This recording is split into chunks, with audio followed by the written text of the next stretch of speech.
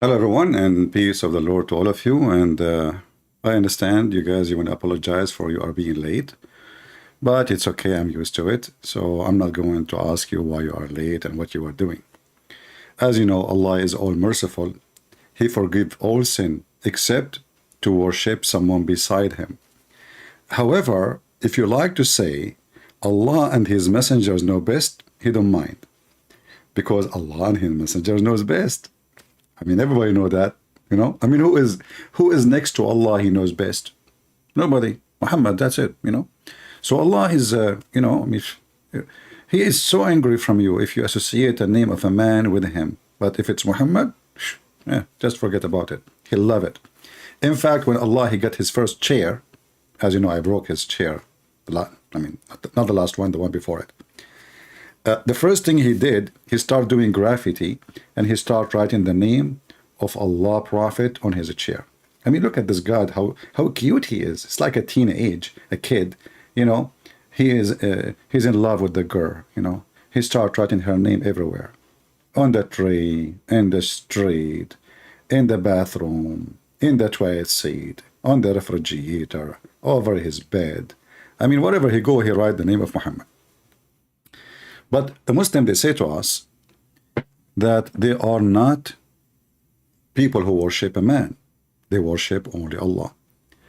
Today we will see together the truth about Allah, and we will give the opportunity, as usual, to any Muhammadan would like to join us. And our Skype now is going to be open in a second. Any Muslim would like to join us, anyone from those who associate their God with Muhammad, he would like to join us, feel free. We will be happy to take you. Now, if we ask any Muslim, who is Allah? And we made tons of videos before asking the question, who is Allah? And the answer was not exist. Nobody knows. Nobody knows. The Muslim, they repeat the same thing. Like you ask them, who is Allah? They start saying to you, He is the creator. He is the one who make hummus, the one who made falafel for you, the one who gave you food, but they don't know who is Allah.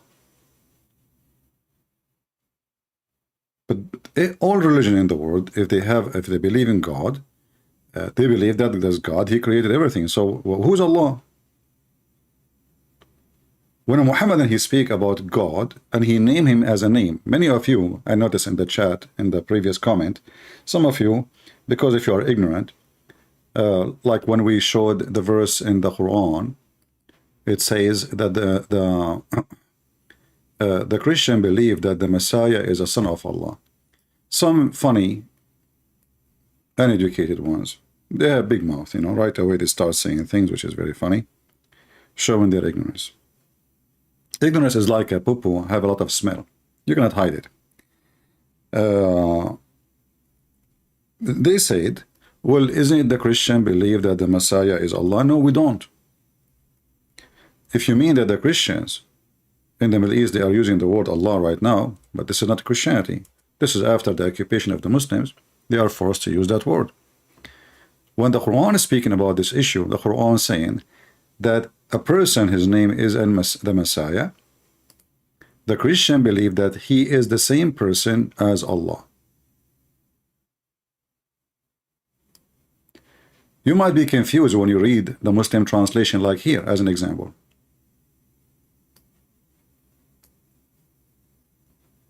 That is a false translation. And the Quran doesn't say the word God. Word God in Islam have nothing to do with the word Allah. Allah is a name, is not a word mean God. Never used as a word mean God. In the Quran, there is tons of words used for God, as an example, and all of those are Aramaic anyway. Arabic is not a language. Arabic is just a stolen language out of many languages, and majority of it is coming from Aramaic. If I type the word Rabb, you will see it appear right away from verse number 2, verse number 1, chapter number 1, verse number 2. It says here, and this is a false translation here again, it says, all praise due to God alone.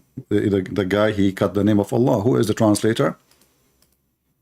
Let us see who. Hilali and Khan. That's the false translation. Let us see different translator. And as you see, we will show you Muslims only. We will not show you someone is a Christian translating. Praise be to Allah. Here, there's a missing word still in the translation, where it says in Arabic, Rabbil Alameen. Rabb is the same word you hear in Hebrew, Rabbi, Rabbi. So Rabb is a word meaning God. Allah is the name of their God. However, Allah itself, and we taught you that before, is a mix of two words.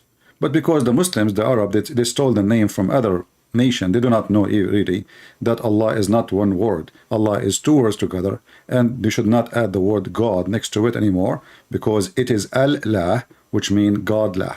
Al is a word. In Arabic today use as a word the, but in the old language Al is a word as God. And this is actually appear in the old Hebrew, where Israel used to be Israel, and Mikael used to be Mikael, and Daniel, Daniel, and Israel, Israel, Emmanuel, Emmanuel. So El, this is the new Hebrew.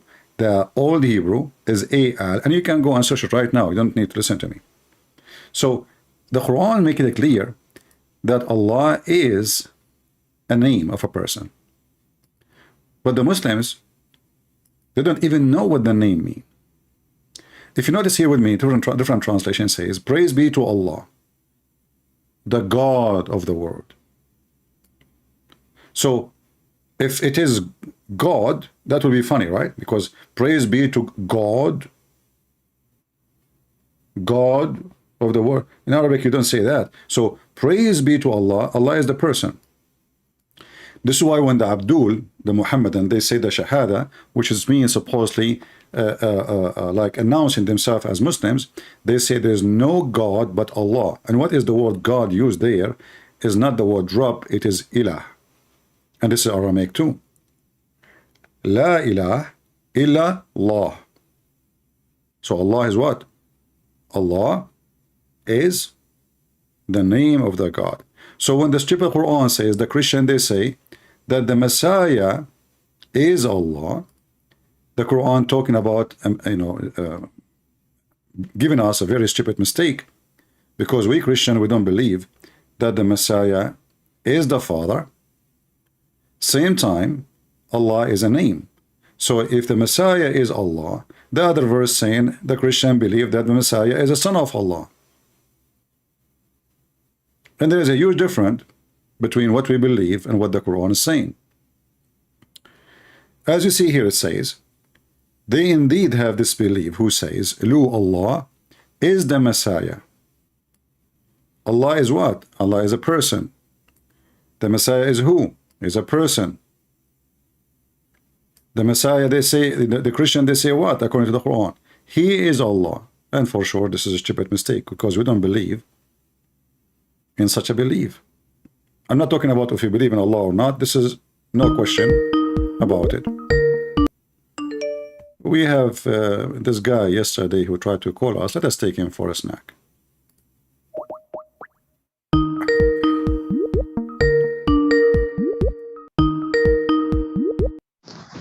Hello, subscriber. Are you there? Hey, subscriber. How are you doing, man? Yeah. Did you subscribe to my channel? No, I'm gonna do it today, though. Okay, Allah will give you extra versions. So who is Allah? I don't know what's your name. Muhammad. My name's Muslim Prince. Muslim Prince. Oh, okay. Who is Allah? You just said it right now. Allah is the definition in itself. One God. Is it a definition or a name? It's all combined. No. I'm asking you. Is it a name? I just told you, all combined. Where do you get this from? So, Allah. Hold on. Allah means, okay. In Arabic, if you say you grew up in Arabic, you know that we don't say God because they add words, goddess, semi-God, demigod. You can't say demi-Allah. It goes against the meaning of the one God. You get what I'm saying? That's why it is. I know you know this already, but I'm going to see how you're going to twist it. So are you saying to me the Quran is wrong? Because in chapter 1, verse number 2, it says, No, praise be to is Allah, wrong. praise be to Allah, the God of the world. What's that got to do with anything? Well, if Allah is not a name, you're reaching right now. You're stretching. Think of something better. I'm asking you, if Allah is not a name, isn't it you Muslim? You say there's no God but God. Okay, yeah. if the first God is what? Is ilah. The second word God is what?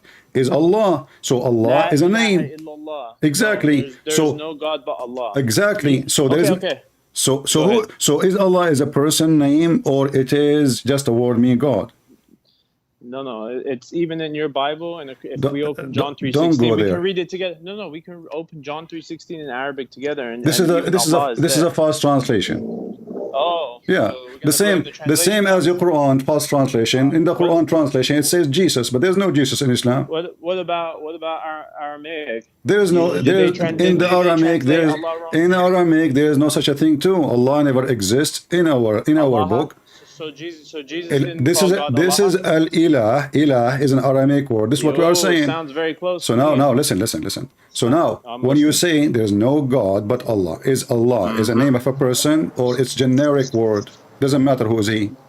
Allah is I just told you, it's a definition, and it's a definition in one. It's the oneness of God. This is not about oneness. I'm not talking about oneness. Are you saying to me that, do you need to prove to you that I am one too?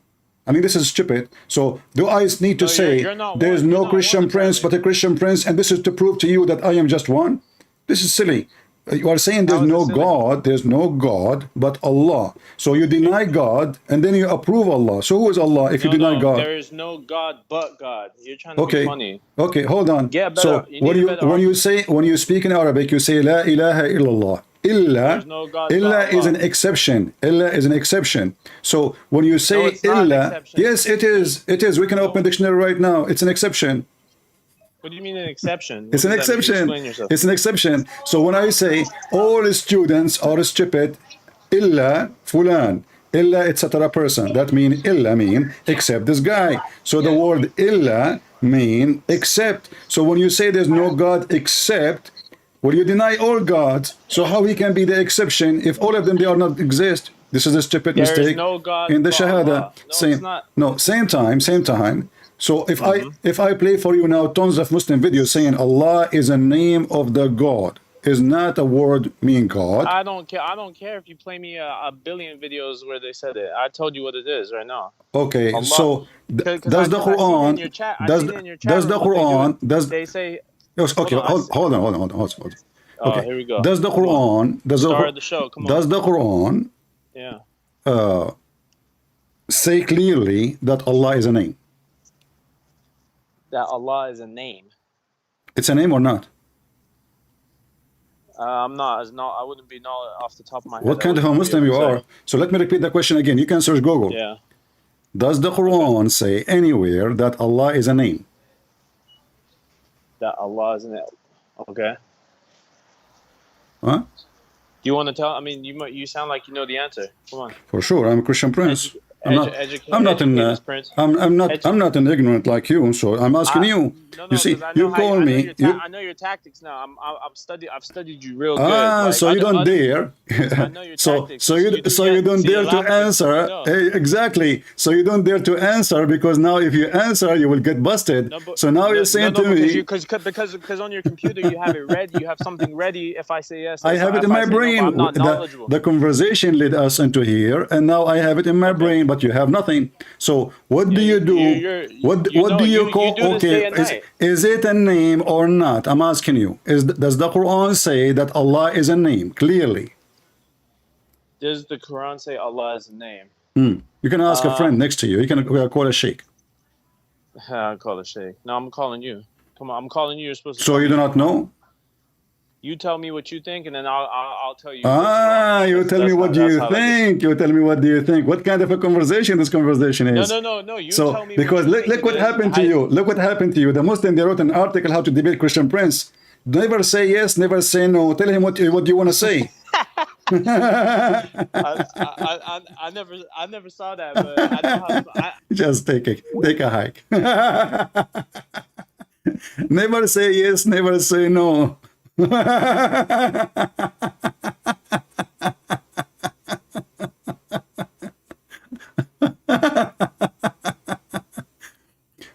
You know, another Abdul, his name is Ishmael. Let us call him.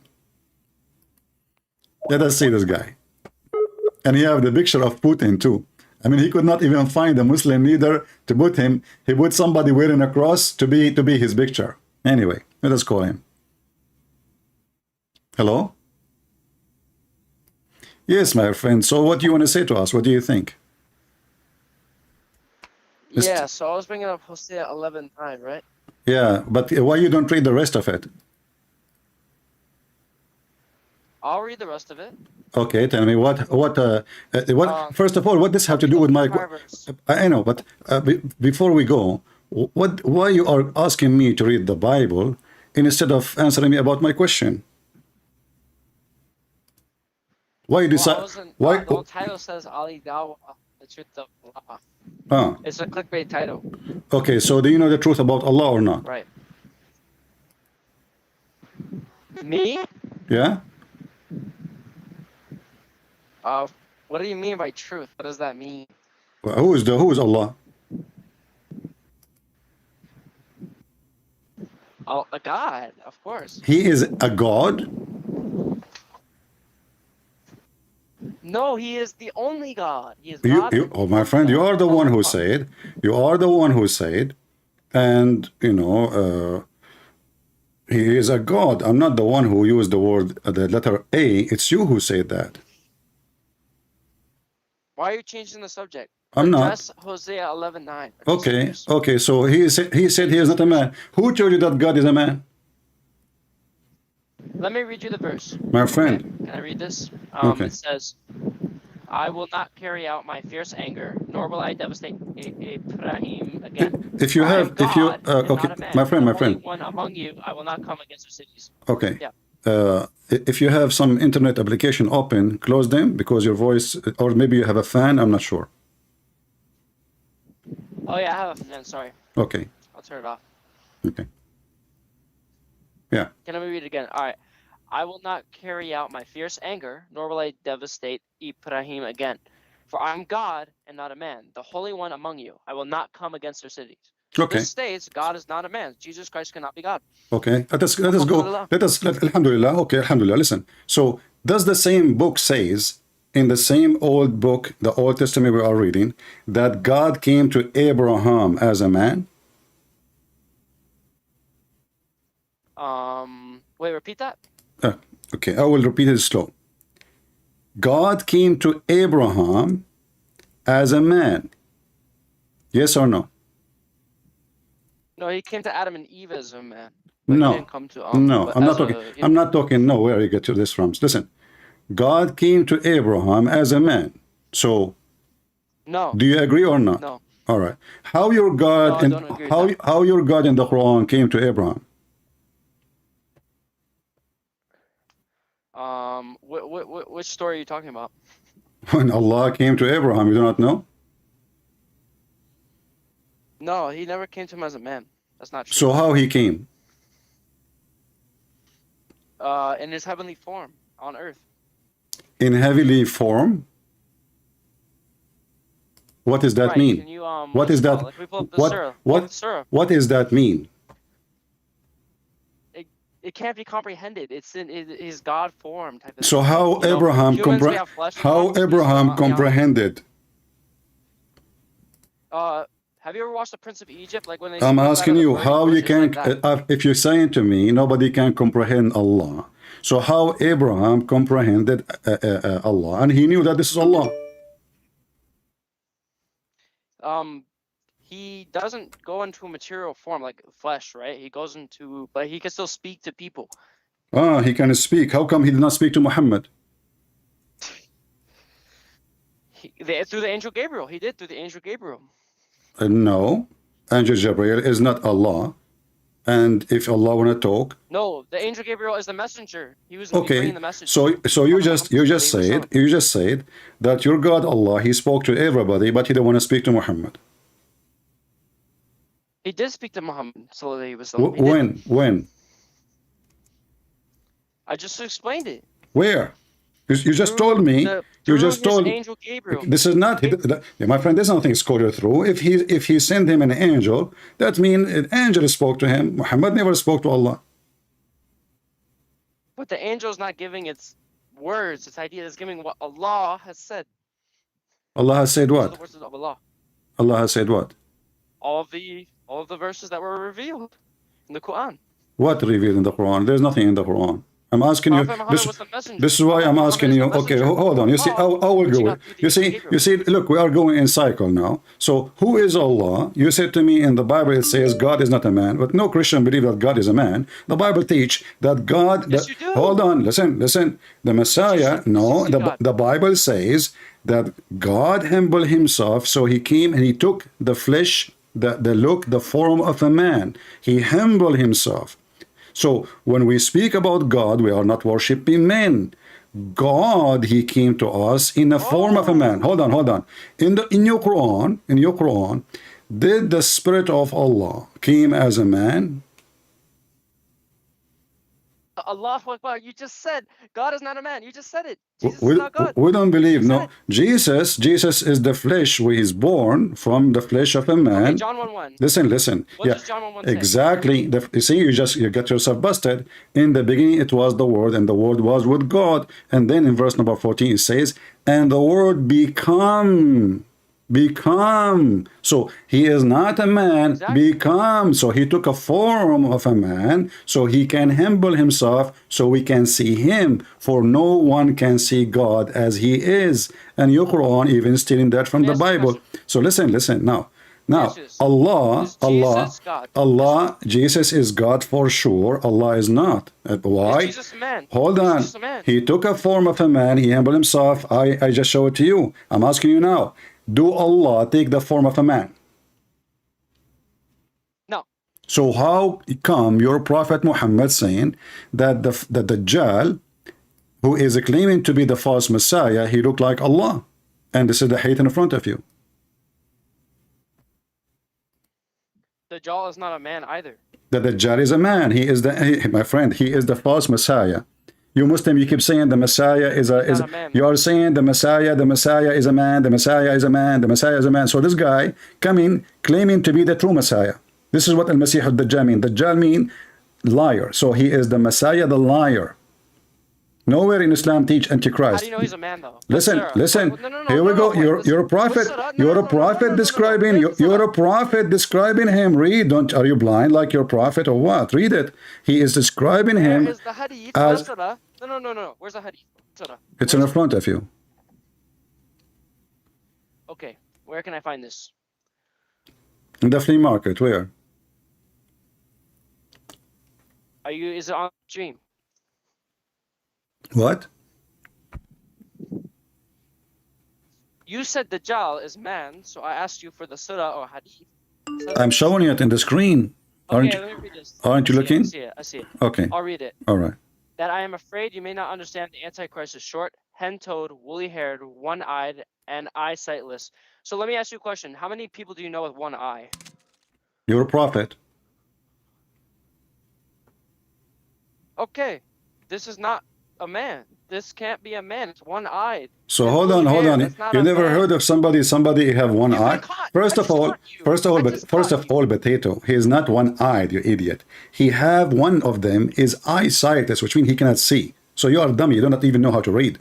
So he have two eyes, but says one eye. No, he is one eye sight. He cannot see with it. So there's one eye is working and the other eye is not working. So your prophet is a stupid comparing between the false Messiah and Allah, and he is saying the difference between Allah and the false Messiah. No.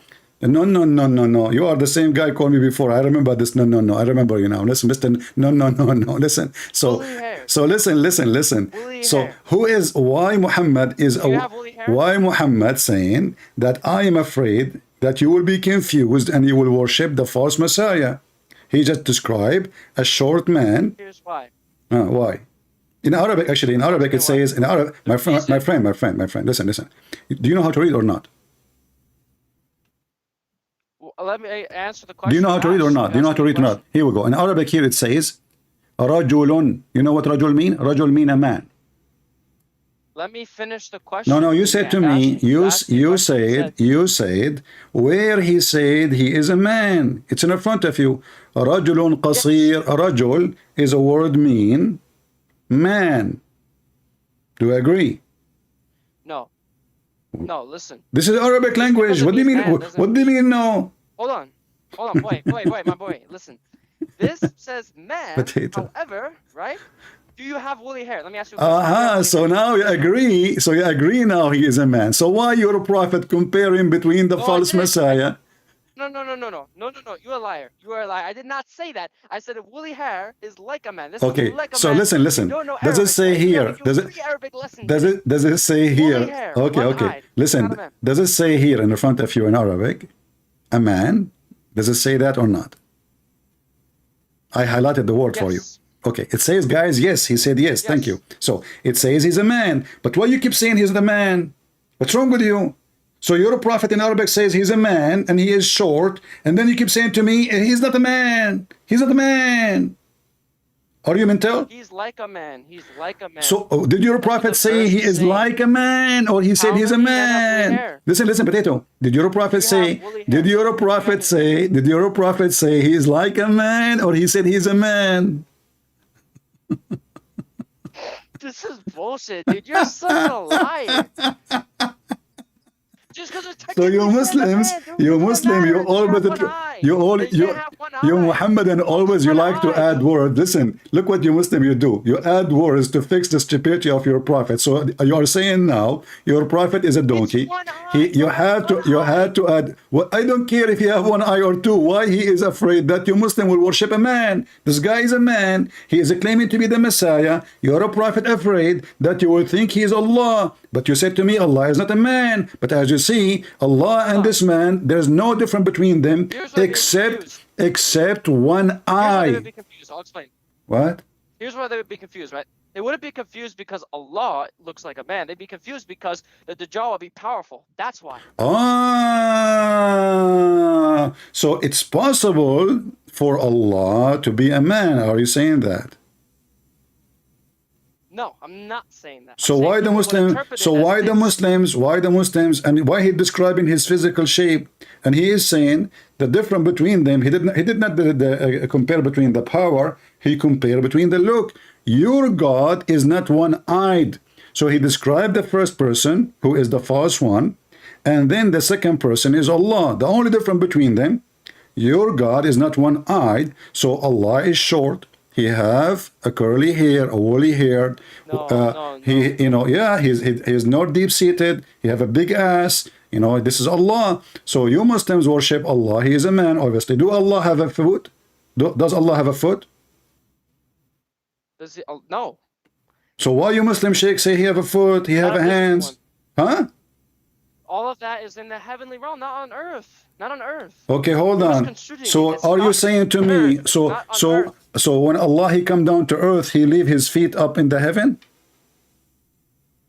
No, he going to different form, dude. Isn't it your prophet? He says that Allah he sit in the top of a rooster and his feet is in the earth. No, dude, I just explained it. You explained that to me before? Not on earth with that. Hold on. Do your God sit in a rooster? What does that even mean? What does this? No. You tell me. What does that mean? You tell me. I don't know. I'm just reading what your prophet says. Allah, he sit in a rooster. He hung up. He did not like the rooster story. Rooster, brother. The God who sat in the rooster, brother. Subhanallah. I mean, this is the true God. This is the real God. True God is the one who sit in the rooster, brother. A rooster. I mean, I heard of a cowboy. I heard of somebody riding a donkey, horse, elephant. But God riding a rooster? Then he hang up. Who is next? Let us see.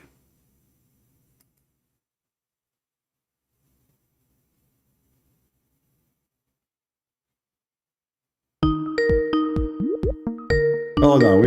We have somebody. Okay. Listen. Yes, Muhammad. What Hey, happened? So do Allah? So is Allah is a Paul. man or not? Is Allah is a man or not? Paul, no, he's not a man, Paul. Let me tell you. So okay, hold on. So what? Okay, let me. Okay, hold on. Why you are changing topic to Paul right away? I mean, didn't we finish the first one? No, that's your new name, Paul. Oh, okay. I will be honored, my friend. Muhammad, No, Paul, no, okay? no problem. But hold on. Right. Is the name of Paul is something bad? Paul, Saul, which one though? No, I'm asking you. Is that a bad name? Is that a bad name? I don't know about bad name, but Is he a bad? guy, Is he a sure. bad? Is he a bad person? Yeah, he's very bad. He lied. So why? So why your Muslim book saying that he is a messenger of Allah? No, it doesn't say that. What if I show you? What you will do? I will call you a liar, and then. No, if I show you how you can call me liar if I am showing you from your books. Are you stupid or what? Because you know that all of that is a lie.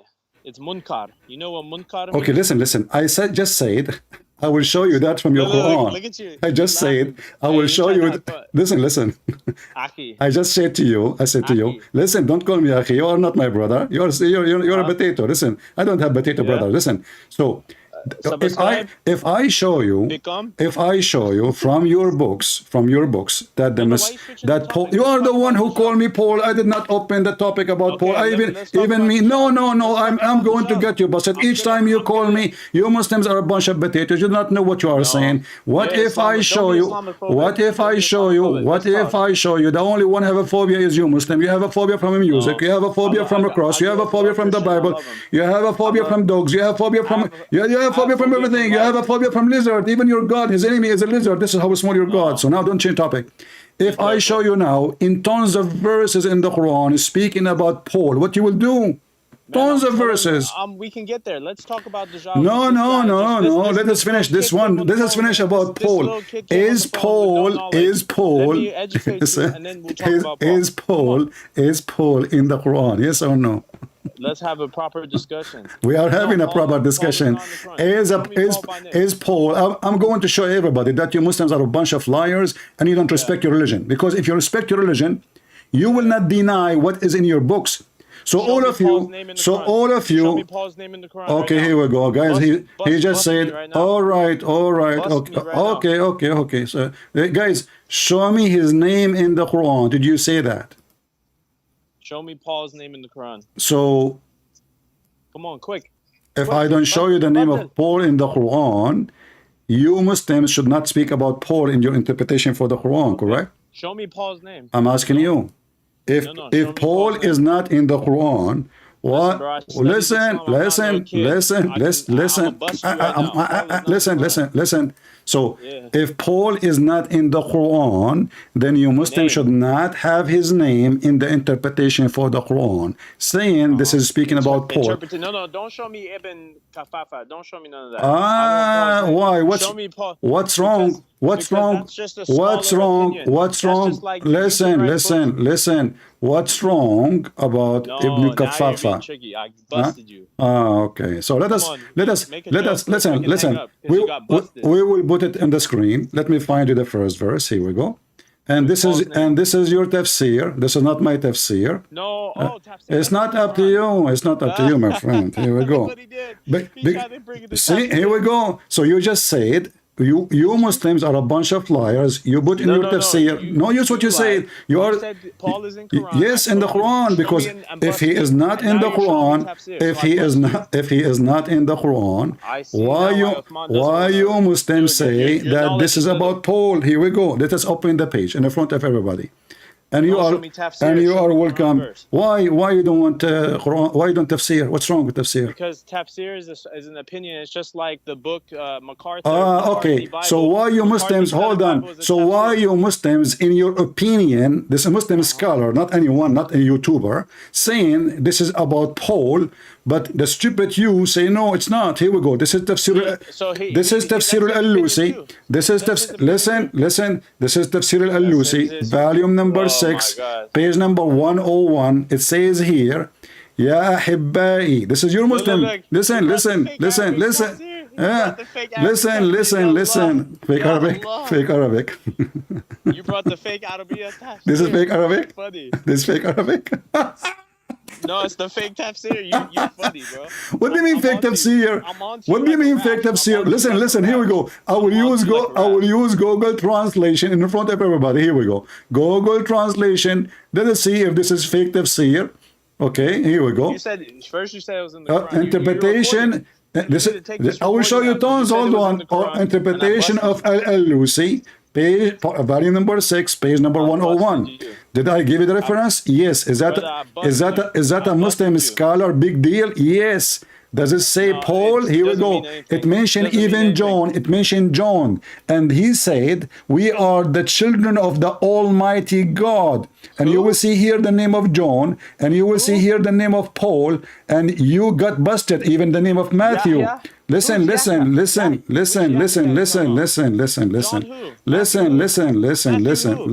Here we go. I want to ask you, here we go. So if you say to me, Matthew, who is Muhammad? What do you mean Muhammad ibn Abdullah?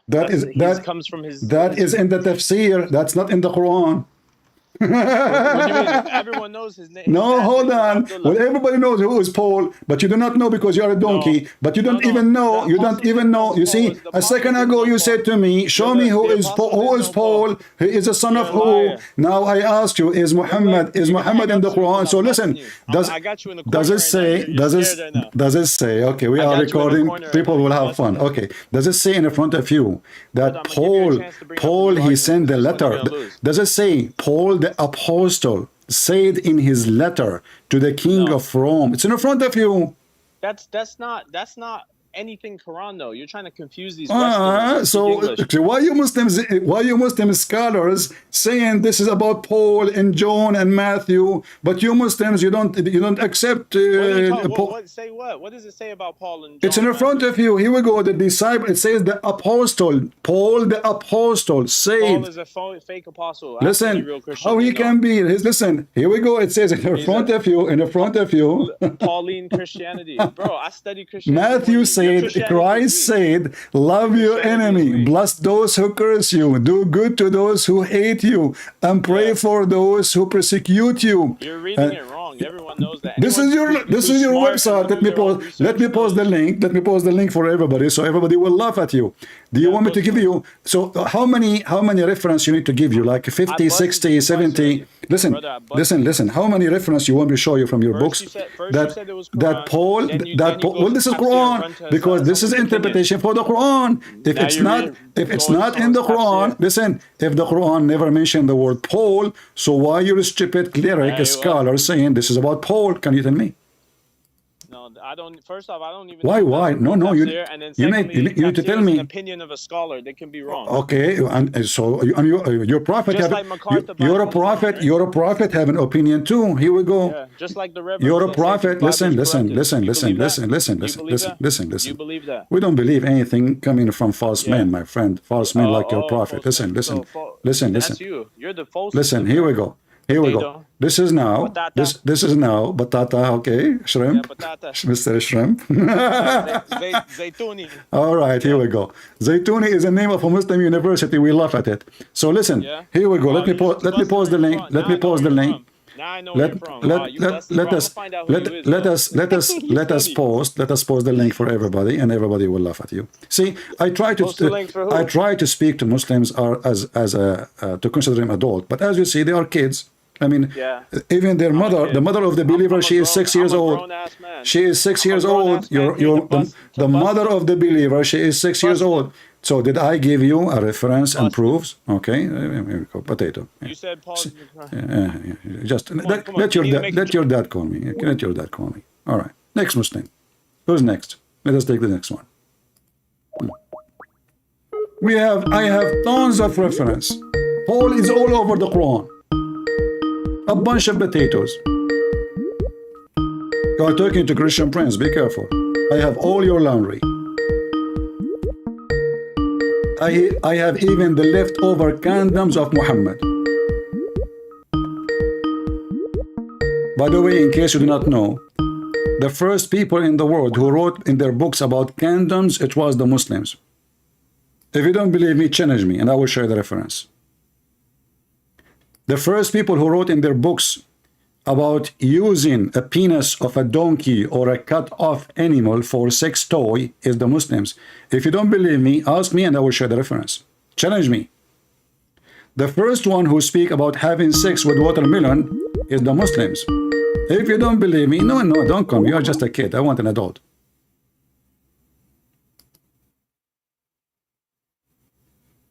Hi, Christian Prince. Can we talk about Christianity? Why you want to talk about Christianity? I'm here to teach about Islam. Somebody told you I'm the Bishop Christian Prince? What's wrong with people? Are you trying to save the ass of Muhammad? Listen, Abdul, don't force me to block you. You know, I will give you a chance to call me next time, maybe. Grow up. I will give you a chance to, you know, cool down, eat some shrimp, praise Allah for a little. Maybe he will give you some wisdom. You know what? What about Allah he sent you? A dish of wisdom, like what he did to Muhammad. Have you ever heard people that there is a God, he sent wisdom in dishes? So the truth about Allah is the first one who do come with the plastic surgery. He could not fix the stupidity of Muhammad by saying be, and he was. The Muslim, they say if Allah wants something, he say be and it's going to be. Okay. How come Allah, he could not fix the stupidity of Muhammad? Isn't it your prophet, he said that Allah, he sent 2 angels,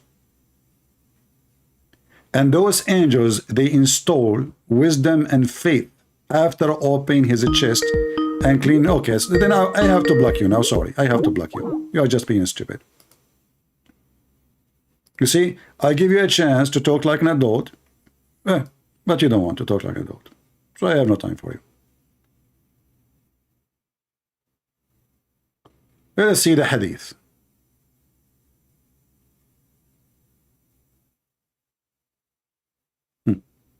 Read with me carefully. Muhammad was so stupid.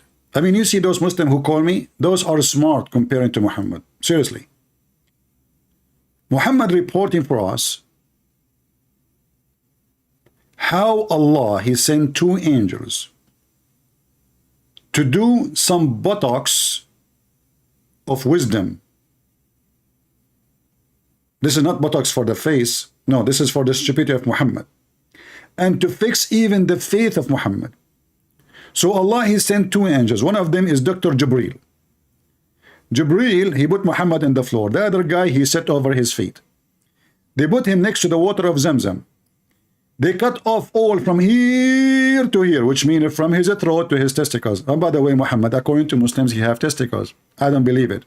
13 wives, he could not make one of them have a baby.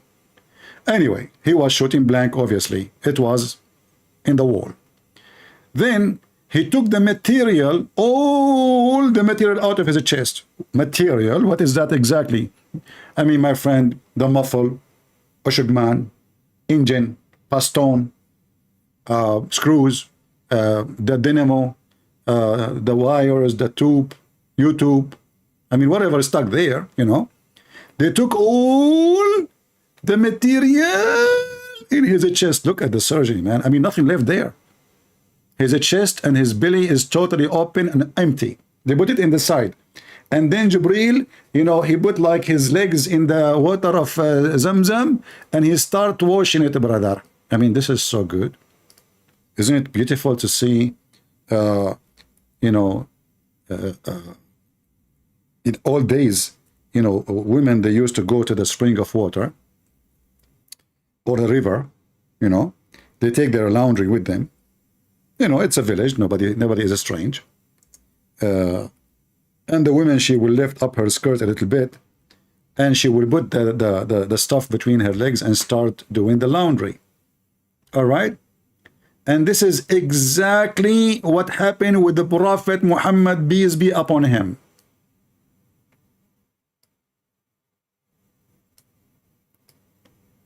Let me introduce for you Prophet Jibreel. Prophet Jibreel, he took all the material of Muhammad and he put it in a dish and he started washing it in Zamzam. And Muhammad is so dirty, trust me. I mean, come on. To the point he needed a special surgery to clean it. I mean, how dirty, something bad is stuck there. The sewage, all of it. Is it me saying that? They will say to you, it doesn't say that, CP. It says that. This is Da'if Hadith. This is Al-Bukhari. Al-Bukhari Da'if Hadith.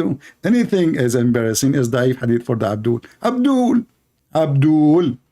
All right. And then, after they clean all inside his body, a golden tray contain a gold pole full of belief and wisdom, the first religion ever, who faith and believe and wisdom, they come in dishes. By the way, before we finish, commercial break, if you like to have an extra wisdom, Christian Prince can provide you with extra dishes of wisdom. However, it's for free, but you have to pay for shipping and handling. This is what the scammers, they do, right?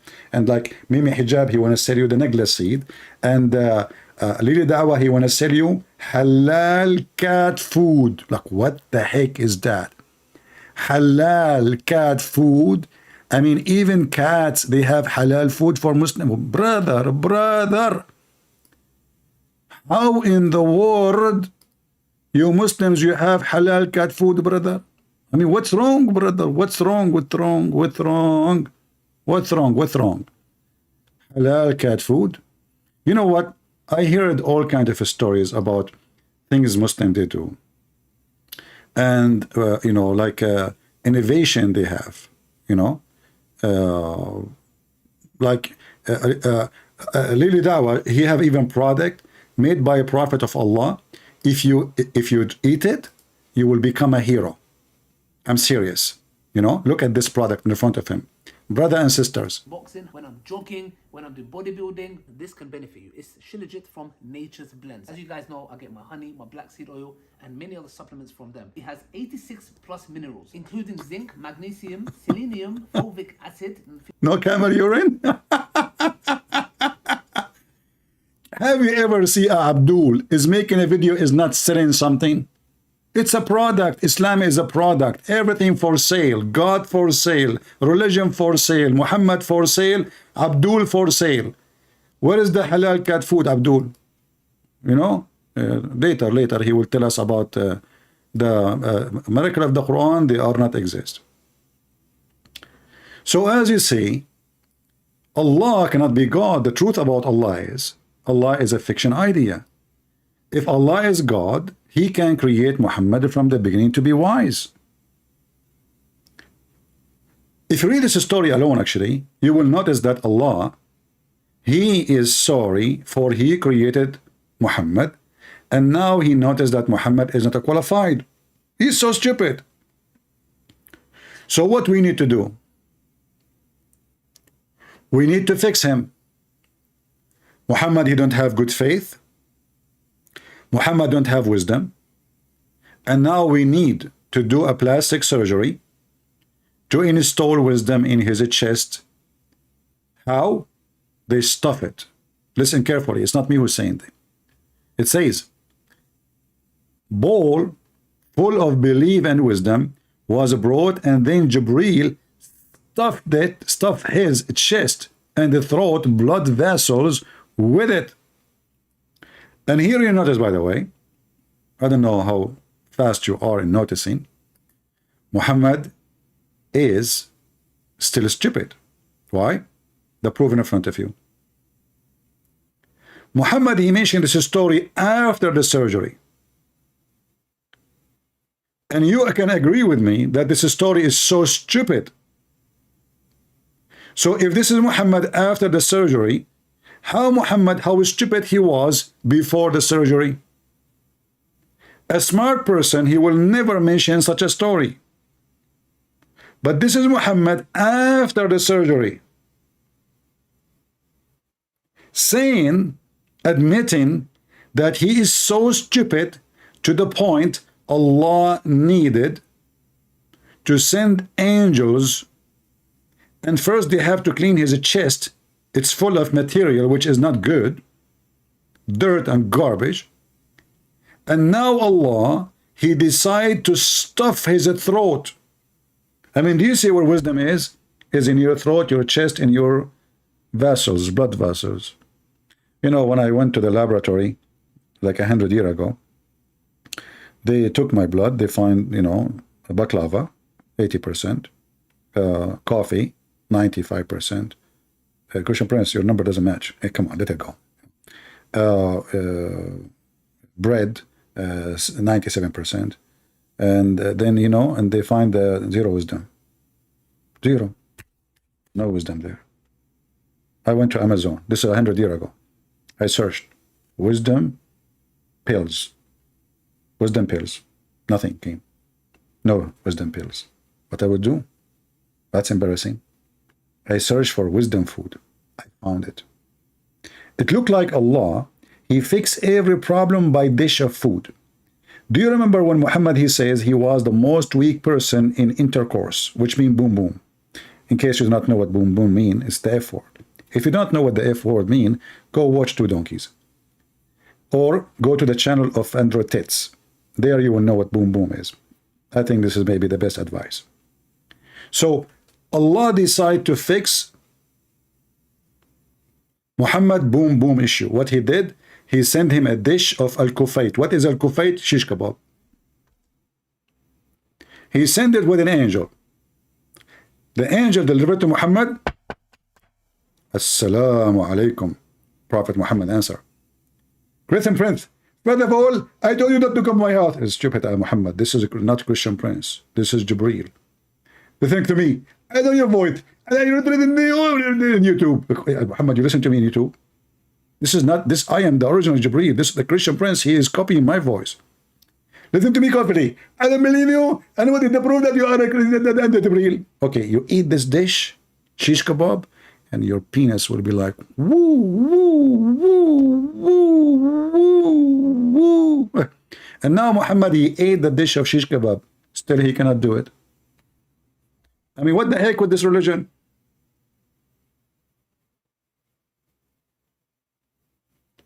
Allah want to fix Muhammad wisdom by a dish, faith by a dish, penis by a dish.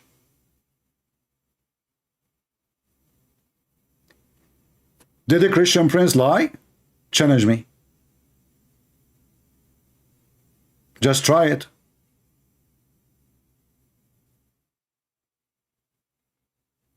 What a crazy, stupid cult. Madness, man.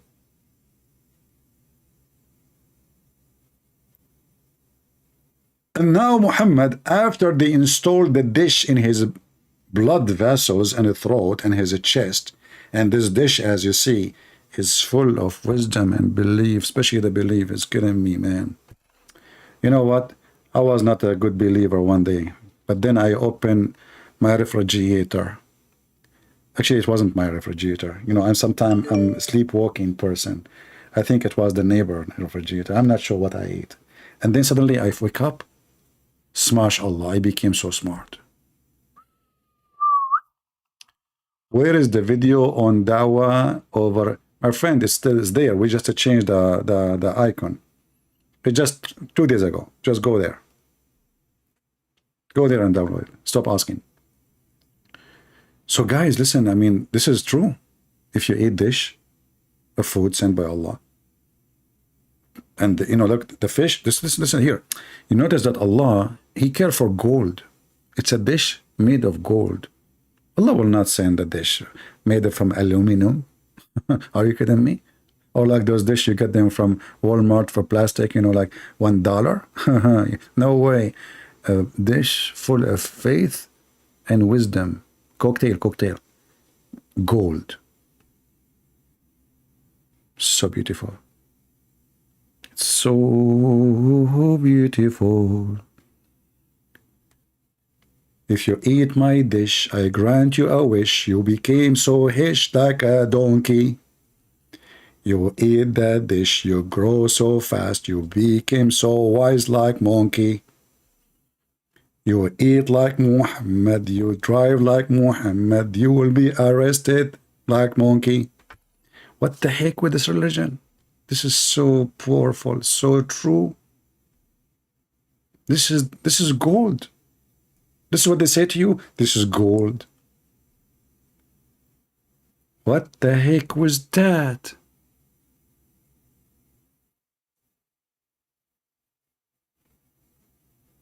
Any Muhammadan want to say anything? The second you get the Muhammadan busted, they change the topic. Paul, Trinity. Who is John? Who is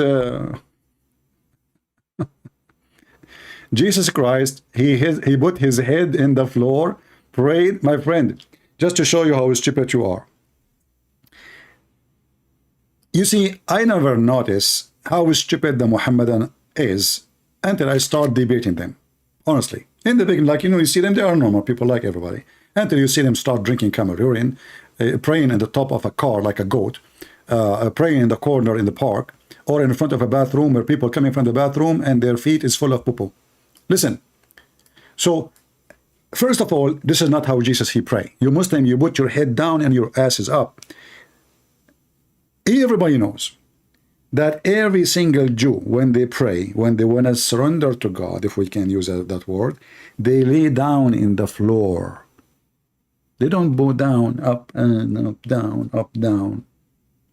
This is how the Buddhists, they do it.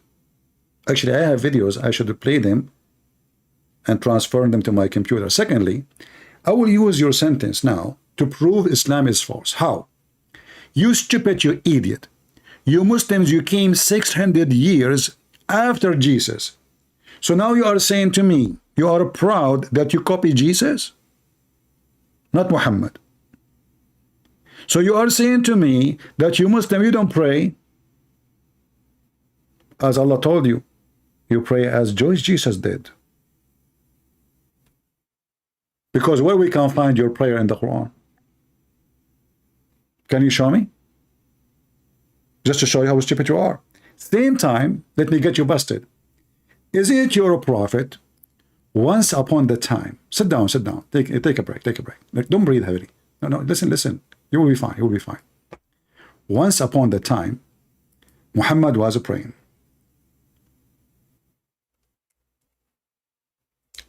A rabbi, a Jewish man, walked by Muhammad.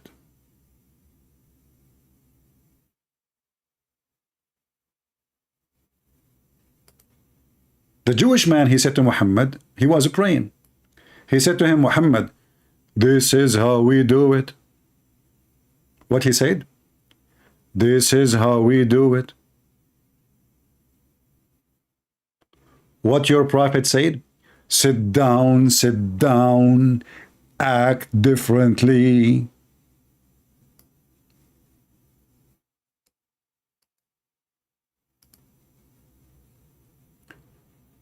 So how come you claim that you Muslims, you pray like the Jews, but obviously your prophet, he is trying his best to avoid to cut busted. He is copying the Jews. Sit down, act differently. What the heck is that? I mean, the guy, he did not say you are wrong. He just said, this is how we do it. Muhammad said, sit down. Huh? What the heck is that?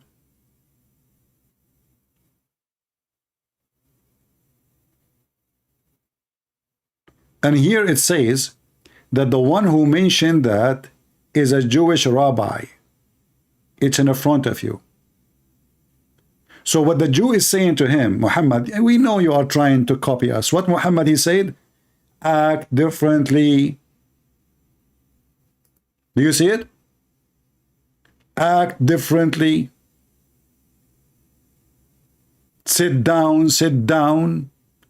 And here actually we notice that there is no way Muhammad is praying as Allah told him.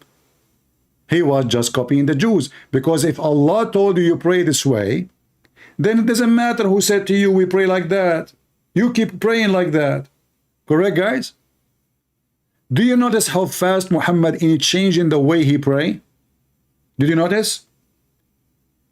In the speed of light.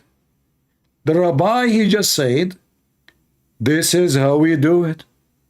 What Muhammad said? Sit down, pray differently. Look, what the heck? How you change the prayer just because of a guy, he said, you know, this is how we do it. If Allah, the one who taught him to pray in such a way, it doesn't matter how many million people they say to him, this is how we do it, so what?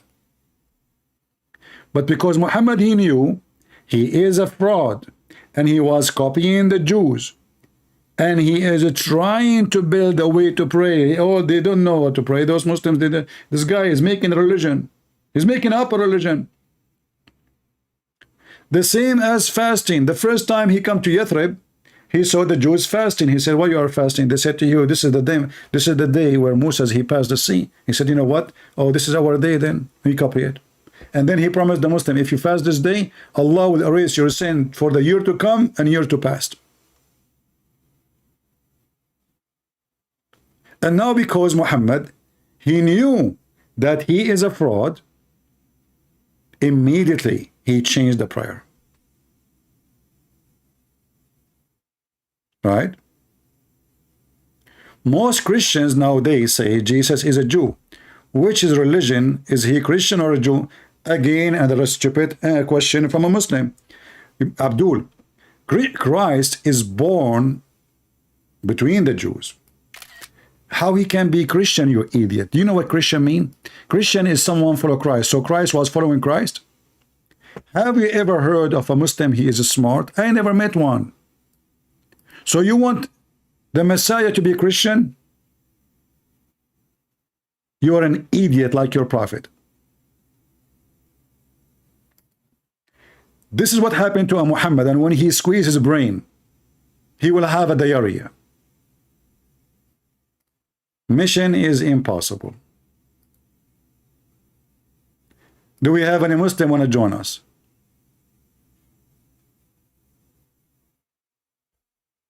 Somebody is asking me, he is a Christian convert, he used to be a Muslim, he want to talk about which church is a corrected church. There's nothing is called corrected church. There's only the Messiah. You follow the Messiah. Church is people. People. And people do wrong. The one who follow a priest is an idiot. He's the same as somebody he follow Muhammad. We follow the Messiah. Your guidance, your guideline is the Messiah, is not a church name. I don't follow any priest, and I will never follow one. I listen to my Lord, and whatever he say is a command.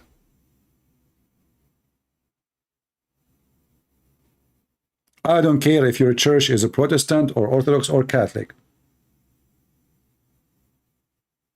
Obey the Bible, you are with the Lord. You don't belong to him, he do not know you. Do we have any Abdul?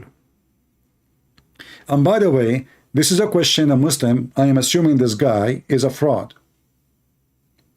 This is how they try to divide you, the devil. He knew that some of you are stupid and ignorant, and you will be ready to fight each other. The Quran in chapter 5 verse 14, the filthy Allah said, he will spread hatred and enmity between the Christians until the day of judgment. The plan of the devil in front of you. So when a stupid one of those who claim to be Christians, they start fighting with each other, claiming that he is right, you are wrong, and you are going to go to hell, I'm going to go to heaven. Those are donkeys, those are not Christians. Those are actually serving the devil Allah. The plan in front of you is not even hidden. The plan of the devil Allah is not hidden. It's in front of you. I will steer them with hatred and enmity.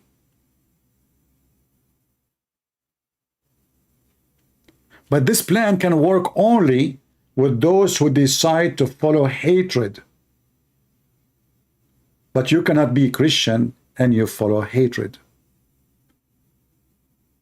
Do you agree? This is why for me, I consider anyone who divides the Christian is an antichrist. Doesn't matter his name is bishop, patriarch, pope, I don't care. Anyone he divide the Christians. Ask yourself, is the Lord going to be happy to see us divided? The devil he knew, divide and conquer. Division is your enemy. The Bible says that by the Messiah, there's no Greek, there's no Hebrew. There's no free, there's no slave. All is one by Jesus.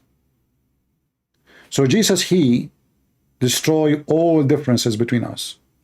The ethnic differences, languages, location, countries, ages, free, slave, master, rich, poor. With Jesus, we are free. Do we have any Muhammadan? The stupid Muhammadan, he just said to me, may Allah remove hatred from you. You stupid idiot, are you a donkey? I just showed you that Allah is the one who put the hatred according to you. Are you praying to Allah, who is the problem, to remove hatred from my heart, if I have any? Guys, do you see why I say Islam is stupid? This is stupid idiot. We just showed him that Allah is the one who spread hatred, and he is praying to Allah, who he spread hatred between the Christians, to remove hatred from their heart.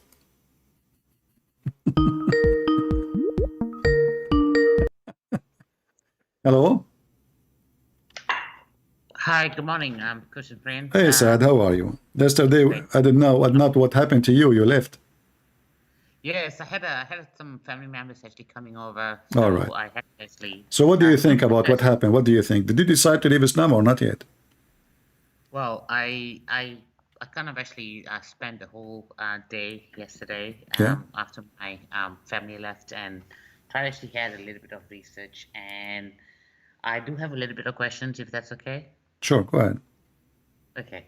All right. So the first thing was, obviously, I kind of actually mentioned about I kind of actually mentioned Sam Shamoon, which I shouldn't have because it's actually your channel. But he mentioned in the actual chat from yesterday, he said that Calvinists are not, he used to be a Calvinist. So are Calvinists Christians? Perfect. I can be Christian and I have wrong understanding, but that will not make me not a Christian. Why? You don't answer my Listen, question. hold on. Let me answer you. You asked me a question, right? Okay. The Christian is someone who believes in Jesus. Okay. A human being, during his life, he go through a process. A process what? Sometime you are stupid. Second day you wake up, you are, oh, yesterday it was stupid. I should not do that, you know? So God is all merciful. He give you all the chance. But the person who changed the faith to make it something never happened, never been said, is no Christian. So if somebody, he have a wrong understanding of a verse in the Bible, God will not take him as somebody don't believe in him, because still he believe in Jesus as God as Savior. All what he is saying, those people, they are saying they will be punished in certain time. They have their own understanding for some stuff, which is not true. However, still, they believe in God as he said in the Bible. But if they understand and they try to find out how God will process our sin, that is their problem, but still they are believers. This is not, that will not destroy the faith. It's not something essential about the faith. No, listen. The faith is that Christ, he came to save us, and we have to repent, and we are sinners. If we promise to fight our sin and we believe in him, then we are invited to his kingdom. But we have to prove it. This is why he said, from their fruit you shall know them. So let us say there's someone from those Calvinists, he have a wrong understanding of the Bible about predestiny. Yes. But he have the fruits, which is the good fruits for Jesus. The Messiah, he knew that this person in heart he is good, even though he have a wrong understanding, but still he believe in him as God. He's not now changing religion. He is not changing his, he have wrong understanding of certain verses, but those verses have nothing to do really with who is the Messiah and what he is for him. The second you teach that part, so if you say to me the Messiah is an angel, you are no Christian. If you say to me the Messiah is just a prophet, you are no Christian. If you say to me the Messiah was created, you are no Christian. If you say to me, so you have to say something certain, against the Messiah by nature and the Savior. And as an example, if you say he is not crucified, then you are no Christian. Very simple. So there's things, if you break the line, you are not Christian. But number one, break the line is you acting opposite of what the Messiah say. So when the Messiah says, from their fruit they shall know them, which mean, if you believe in the Messiah as your God and your Savior, you give the fruits of the Messiah. If you have understanding of a verse in the Bible, but that will not touch who is the Messiah, God is merciful. He understands that you have limitation. You got it wrong. So he will not send you to hell. But those people are wrong, but they are Christians. They are Christians. Okay. So obviously when I spoke to you yesterday as well, Christian Prince, you mentioned that obviously when I said to you that I kind of actually watched your videos, and you said that Orthodox, Catholics, Protestants, as long as they believe in the Messiah, they are Christians, correct? No. Orthodox, Catholic, Protestant, the same I just said to you. Why we're repeating the same thing? I just told you the answer. Doesn't matter what the church name. Yeah, as long as they believe in the Messiah, they believe in the Messiah. Doesn't matter what the church name, my friend. Doesn't matter what the church name. Anyone who believe in the Messiah, anyone who believe in the Messiah, God the Father, God the Son, God the Holy Spirit, the crucifixion of Jesus, the resurrection of Jesus, the coming back of Jesus, the Savior Jesus, that nobody can save us except Jesus. That person is born again with the Christ. That person is a Christian. If he follow and do the step of the Messiah. If you don't, he's just a Christian by name, he will go to hell. So it doesn't matter what the church you go to. From their fruits you shall know them.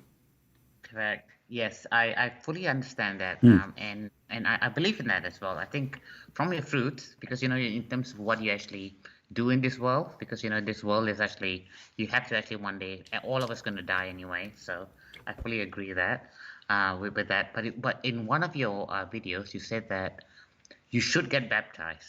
But if you're in your dying bed, and if you actually convey to God and say that, okay, and if you don't get baptized, then you're still saved. You see, okay, I will tell you what I was saying. In the story of the Messiah in the cross, there's a person next to him, he believed in the Messiah. Yes. The Messiah, he promised him, you will be today with me in heaven, correct? Correct. But he did not get baptism. Yep. Why? Because there's an exception. The person, first, he will go now baptized, he's in the cross. Right? He's in the cross, he's dying.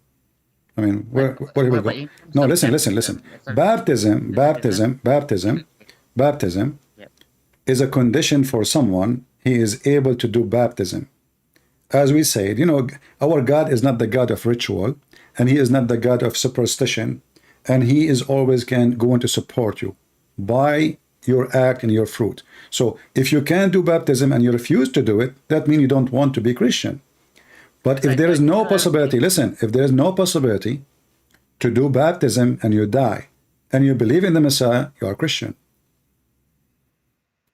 Okay, so, but when you say baptism, it has to be through a church, right? You have to go to a church to get baptized. You can't baptize yourself. It doesn't matter. No, it's not about baptized by yourself. It's not about a church. You see, when the Christian, they started, there's no churches. There's not even a single church. No, but Jesus. My friend, listen. Okay, no problem. Take it easy. So let us say you live in Saudi Arabia, and there's not a single church there and not a single priest. A Christian brother who he's well versed, he is learned, and God bless him with knowledge, he can baptize you. So he doesn't have to be a pastor or priest. I mean, where is the apostle? Where is, what apostle? In Saudi Arabia, is the apostle? I believe that there is some Christians over there. Yeah, secretly. So you might find, but this is secretly.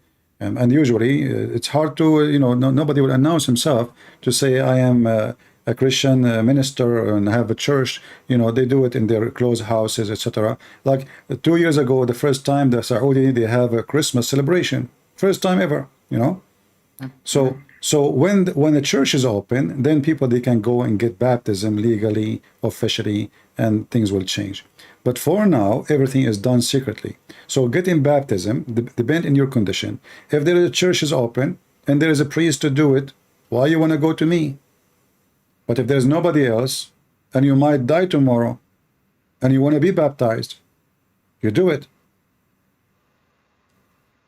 Okay. All right. So that actually answers that question. And okay, so going back to my questions yesterday, you mentioned about Allah's destination, right? About, he forced Adam to actually sin Correct. 40 years Yeah. prior. Uh-huh. Right? Now, when I looked at a little bit into what I kind of actually just a little bit of a research as well. Like I said, Christian Prince, I'm not someone that actually knows a lot of things, but I just try to actually just look at especially your videos and also some of my from for yesterday, for example, I had to actually cancel the call because because my computer is actually based in the hall, so and then my mom and sisters actually came back over and and I spoke to them after that because they were just they're staunch Muslims, so I just don't want to speak to you when they're actually not around. So they are not around at the moment. Okay. So I have a little bit of an opportunity to speak to you.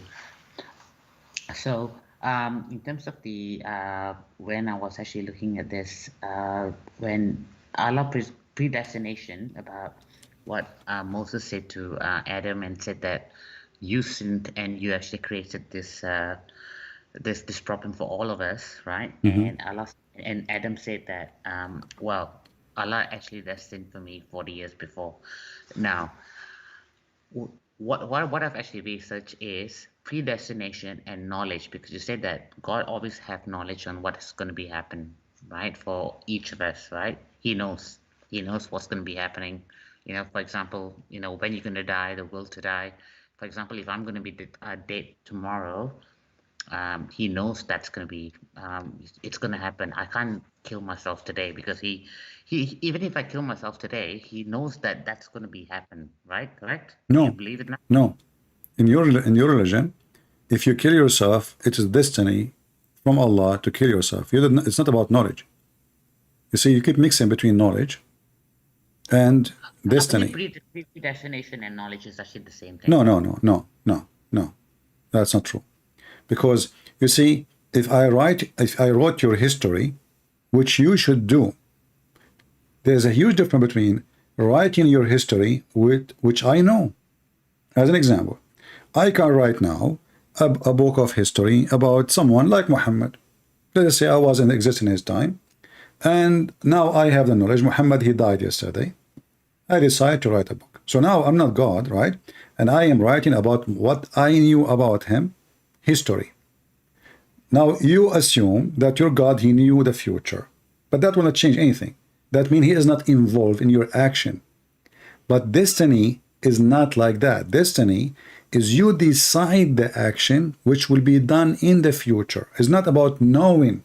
You are the one who decided. So the word knowing have no value no more, because you are the one who decide what he will do. Are you getting my point? Yes. It's like making a machine, and you know that this machine run by gas, and then when we turn the ignition, the fire will go in the engine, the gas will be burning, the burning gas will make the piston goes and run strong, and then you can push the gas more, and you lift the brake, and the car will go. So I do not know how to make cars. I know how car runs. Doesn't make me God. Knowing is not a destiny. But if I drive the car and I decide what the car will do from yesterday, I decide to throw this car in the river. Me. The car, she have no choice now, if we can call it she or it. And I decide to drive fast and then let the car go in the river. I decided for the car. The car is just an object. The car is not involved really in the plan. The car is just a car, and that's what your God doing. So your God, he decided for Adam what to do. 40 years, and by the way, in different place, Muhammad, he says 50,000 years. So your prophet himself, he contradicts himself, and this is a clear sign of liars, because if you cannot even maintain the numbers, how you can maintain the story? I mean, numbers are very fixed. You know what I mean? So you cannot say once it was 40 years and different places 50 or 40,000 years. There's a huge difference between 40 years and thousands of years. Yep, yeah, it is. Yeah, I know it's there's definitely a difference there, but okay. So uh, when I actually did my research, I think I believe predestination and knowledge is the same, but you're saying it's different. So No, okay. knowledge, my friend. Focus with me. Knowledge is in the predestiny, but the predestiny is more important than the knowledge now, because I decide your future. So you keep talking about knowledge. If I am the one who decide the plan, where you will walk, how you will walk, where you will stop, then you keep talking about knowledge. What knowledge? I decided for you. There's a huge difference between saying that he knew and I decided for you. You keep mixing between them. If I decide for you, Yes. then for sure I know, because I'm the one who decide. So the thing is, Christian friend, so we don't actually see Allah, right? So we don't see God, even if Jesus is actually in heaven at the moment as well, right? And he's you believe that he's actually God, and I'm more inclined to actually believe that that's the case as well. But in saying that, it just seems to be very similar between predestination and knowledge, because okay, I have a choice. Like, I mean, if I wake up today, if I want to eat for example, I want to have a toasty sandwich or something, and then if I change my mind and say no, I'm going to have porridge, for example. Of course, God knows that what I'm going to be doing, but I can still decide what I need to do. My friend, I don't know what are you talking about. We are talking about destiny, have to do with sin. Hold on. You see, you are talking about making a sandwich and making. We are talking about Adam committed sin, and this is supposedly the reason for everything wrong. It started with Adam. Listen. Started with Adam. So if I am the one who made Adam commit sin, and then I decide to punish Adam for what he did, it's not about knowing. As you see, I'm showing the hadith now, different hadith saying that Allah, he wrote the fate of all creatures 50,000 years before he created them. All creatures, even a goat. So then, in which... But this seems to be knowledge, though. No, you see, you keep mixing things. Fate, my friend, fate is not knowledge. What's wrong with you? Fate is not knowledge. Fate is not knowledge. When Allah, he wrote, Allah, he created a pen and he created a tablet. Is that true? Sorry, say that again. I'm sorry, I missed you there. According to Muhammad, the first thing Allah he did when he created before the creation, he created a tablet and a pen.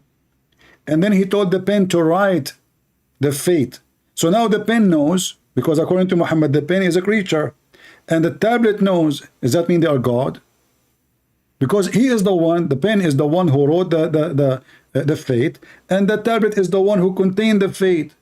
So can we say now the pen is God, and the tablet is God, and Allah is God? So knowing the future is something will happen automatically if I am the one who decide for you what you will do. And in this scenario is not important no more. What is important, the topic is, why you want to do that to me? Why you want to punish me for something I did not choose to do? Or even reward me? So reward and punishment should be done. If you do good, you'll get rewarded. If you do bad, you will be punished. But based on the stupid destiny, you did not do good, Allah force you. And you did not do bad, Allah force you. So heaven and hell is a stupid idea, because simply, this God, he decided before he created us where we will go. Do you know the hadith about how Allah created the black and the white? You're talking about the left and the right shoulder? Yes. So now Allah, there is no black people yet, and there is no white people yet. He hit the right shoulder of Adam, and from there, white offspring like white ants came. And then he hit the left shoulder of Adam, and then black offspring like circle, like ants, black ants, came from his shoulder, left shoulder. And then he said, to the one who they came out from the right shoulder, you go to heaven, which means the white people. And those who came out from the left shoulder, you go to hell, and I don't care. So now, where is justice that the black people will go to hell just because Allah decide that the black people will be created from the left shoulder? Look like your God Allah do not know something about balls, you know. So he think that offspring is coming from shoulders. And he decide that white people are good, black people are bad, and white people go to heaven and I don't care. Black people go to hell and I don't care. What kind of God this God is? Yeah. Okay. So in the same instance, though, Christian Prince. So you know that now when Noah's got two sons, Shem and Ham, right? What's the curse of Ham, though? What does that mean? No, this is a prophecy about him. He will be bad. This is not about the black people. This is not about he did good. You see, you just mentioned something. The one who did good, he is good. The one who did bad, he will be bad. He prophesying. This is not even God saying that. This is the Father. He cursed him. He's cursing his son. He's not cursing the black people. He's not cursing the white people. He is cursing an individual and saying to him, because of that you are bad, your children will follow you. He prophesying about the future. But this is not about the black people. But the Mormons believe that all of the black people are actually from this, their lineage is actually from. No, you see, here we go. God, he cursed Adam and he cast him out of heaven. Is all, listen. When God, he cast Adam out of heaven, this is God.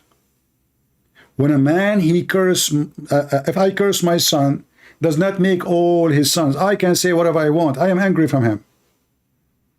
I curse my son. I'm so angry from you. You made fun of me.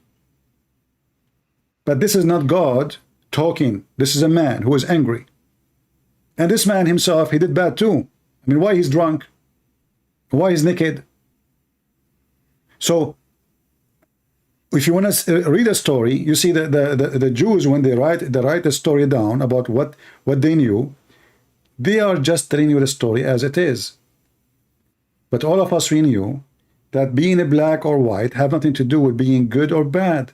There's very disgusting white people and there's very disgusting other ethnic. So, but there is good white people, there's very good black people, there's very good Asian people, there's bad everywhere, there's good everywhere. There's good and bad in the same family. The story you mentioned to me, there's kids, they have the same father. They are not black and white. They are about the children of a man. The same man. Not the two different ethnic. But if you decide to become racist, then you can make it about race. However, your prophet, by the way, say the same. Your prophet actually in your Islamic books says it clearly why, and that's why we are quoting this hadith. Allah created the black people from the left shoulder of Adam. Why he chose the left shoulder? Left in religion, specifically in Islam, mean evil. Right mean the good ones. So white people created from the right shoulder because they are the good ones. Black people, they are created from the left shoulder according to Islam because they are bad. But all of us, we know this is absolutely false. And your Quran says it clearly that even in the day of judgment, Allah will make the people two kind of people, black and white. Is that correct? Yeah, they obviously God produced. I guess all of us are actually really different in terms of our ethnicity and our language, and I think. No. Listen. I'm talking about color. Yeah. Is it true? Okay. Allah will make good the Muslims who will go to heaven. All of them, they are white, and all non-Muslim black. Yes or no? I don't believe this. So you don't believe in the Quran no more? No, I don't believe in this particular hadith. This is not hadith, this is Quran. What I can see on your screen here, it's saying that Abdullah bin Amr. No, here we go. I just put the Quran for you, and there's tons of verses.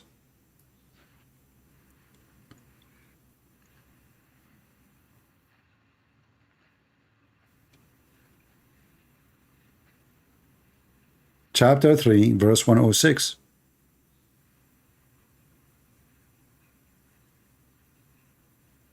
Just wait for it to be refreshed. 1 second, Christian Prince. You can open your computer. You don't need to wait for me. You can just type in your computer, open any Islamic browser for the Quran. I'm using quranwab.com. You can use the same if you want. So, in the day of judgment, Allah will make all Muslims white and all non-Muslims black. And this is not only verse. There's tons of verses. I can keep showing you until tomorrow. Interpretation, hadith, explanation, your prophet saying. But if that's the case, though, firstly, it doesn't say all. It says some. No. You see, my friend. You see, I don't know. You see, I try to speak to you as an adult, and don't be upset if I get upset with you. I will consider you like my younger brother. Okay? Don't be stupid, my friend. Do you see the word "some" is between two brackets, which mean obviously they are saying to you it's not even there. No, but there are brackets in the Bible as well, right? It's not even there. You see, anything is in the bracket is not there. If I add a bracket, it doesn't matter which book. Listen, my friend. Anyone and if somebody translating, he wanna add an idea to explain to you more. He make a bracket, right? But this is not there. This is not original, which means it can be false. This is his word. This is his words. Anything is not in the Bible is not in the Bible. Anything is not in the Quran is not in the Quran. If a man add things, all the brackets in the Bible are actually not in the Bible, correct? Anything is obviously is added there, unless it is a bracket to say, like to make a quotation, like he said this, she said that. There's a difference. But if the bracket is addition, that's addition. And here we have the Arabic. Do you see any bracket in the Arabic? Of course not. Okay. Why there's no bracket? Because it says يَوْمَ تَبْيَضُّ وُجُوهٌ وَتَسْوَدُّ وُجُوهٌ. The day that faces will become white and faces will become black. Now, just to show you that I am sure from what I'm saying, if we go to the chapter 82,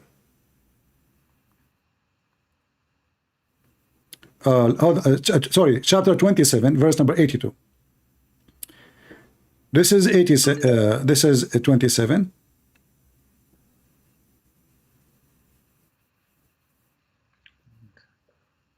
It's coming up now. 1 second.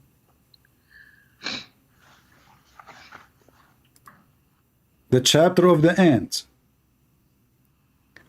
And then we go to verse number 82. There is a beast Allah will send, and the verse saying, وَإِذْ وَقَعَ الْقَوْلُ عَلَيْهِمْ أَخْرَجْنَا لَهُمْ دَابَّةً مِنَ الْأَرْضِ تُكَلِّمَهُمْ أَنَّ النَّاسَ كَانُوا بِآيَاتِنَا لَا يُوقِنُونَ. What is the story here? Allah will send a beast, and this beast will have the staff of Moses and the ring of Solomon, and will hit anyone is a Muslim in his face with the magical ring or the magical staff, Harry Potter, and then he will make you white. Read really carefully. This is the description of the beast.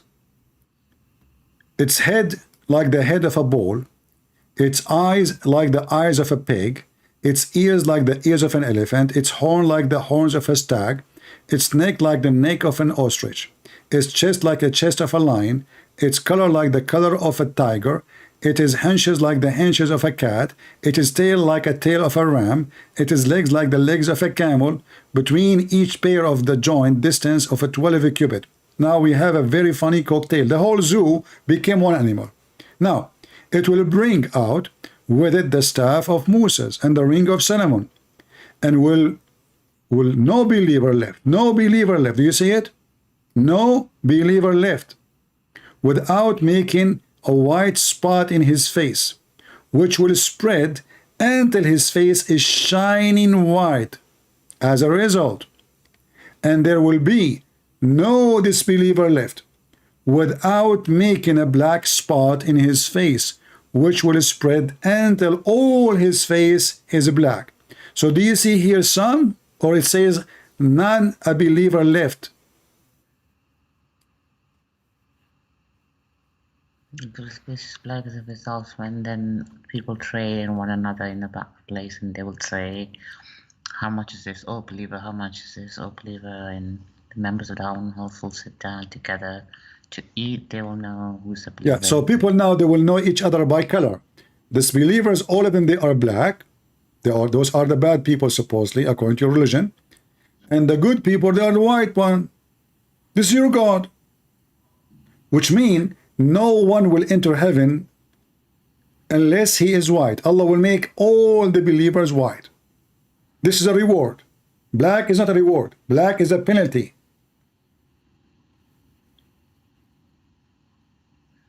Yeah, but I believe when I kind of actually researched this as well, it's all about the light and the darkness. It's not about the same color, though. My friend, do you see the word faces? Do you see this, the body? I mean, what are you talking about? What darkness? I mean, it's not physical. It's metaphorical. Where do you get this from? It says it's a beast. It's a metaphorical. His tail is like the tail of a ram. It's a metaphorical that he have henches like a cat. It's a metaphorical that is what metaphorical? It says a beast, my friend. Why you are adding things there? Does it say metaphorical or it says it's a beast? Yeah, but beasts, human beings don't have tails. Listen, right? It's a beast will come from the ground. Allah will send him. Where you are making things up, where it says metaphorical, can you show me one Islamic cleric, even Muhammad saying it's metaphorical? The Quran says that the beast will come. This is Quran. Yep, okay, all right, okay. Yep, I don't have an answer for this. Listen, Abu Dawood said that he heard the Messenger of Allah saying, read me carefully, a beast, who said that? The Messenger of Allah said. Do you see it? Just 1 second, please, friend. Just refreshing my screen.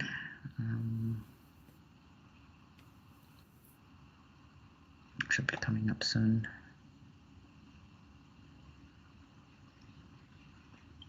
Is it coming to you? I'm just waiting. Okay, Abu Huraira, may Allah be pleased with him. Okay, is that one? Yes. So who is the one who said this? The Messenger of Allah. A beast will emerge from the earth. Did he say a metaphorical beast?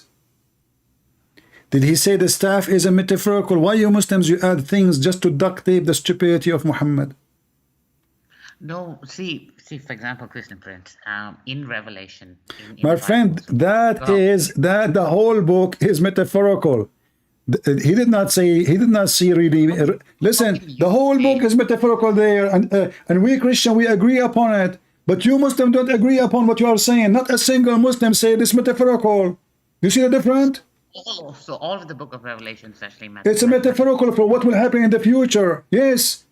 Metaphorical what will happen. You know, do you think really there's an animal have 7 heads and etc.? This is not about animals. This is revelation about things will happen, about bad, evil things will happen. So this is a book of revelation for metaphorical things will happen in the future. Is not about a physical thing we'll see. When they happen, we will notice that this is what the book is saying. So this is all metaphorical. Here, not a single Muslim for the last 14th century said this is metaphorical. A beast will emerge from the earth, and it will be the staff of Musa and the ring of Solomon. Peace be upon them. It will strike the nose of the believers with the staff, and it will make the face of the believer bright with the ring. While the people gather to eat, they will be recognized believers from the disbelievers. Okay, all right. I advise you, don't make things up. Otherwise, you will stay Abdul forever. At least, if you want to make an eye or an opinion, you know, see what the Muslim believe. I mean, aren't you a Muslim like the rest of the Muslims? Are you creating a new religion?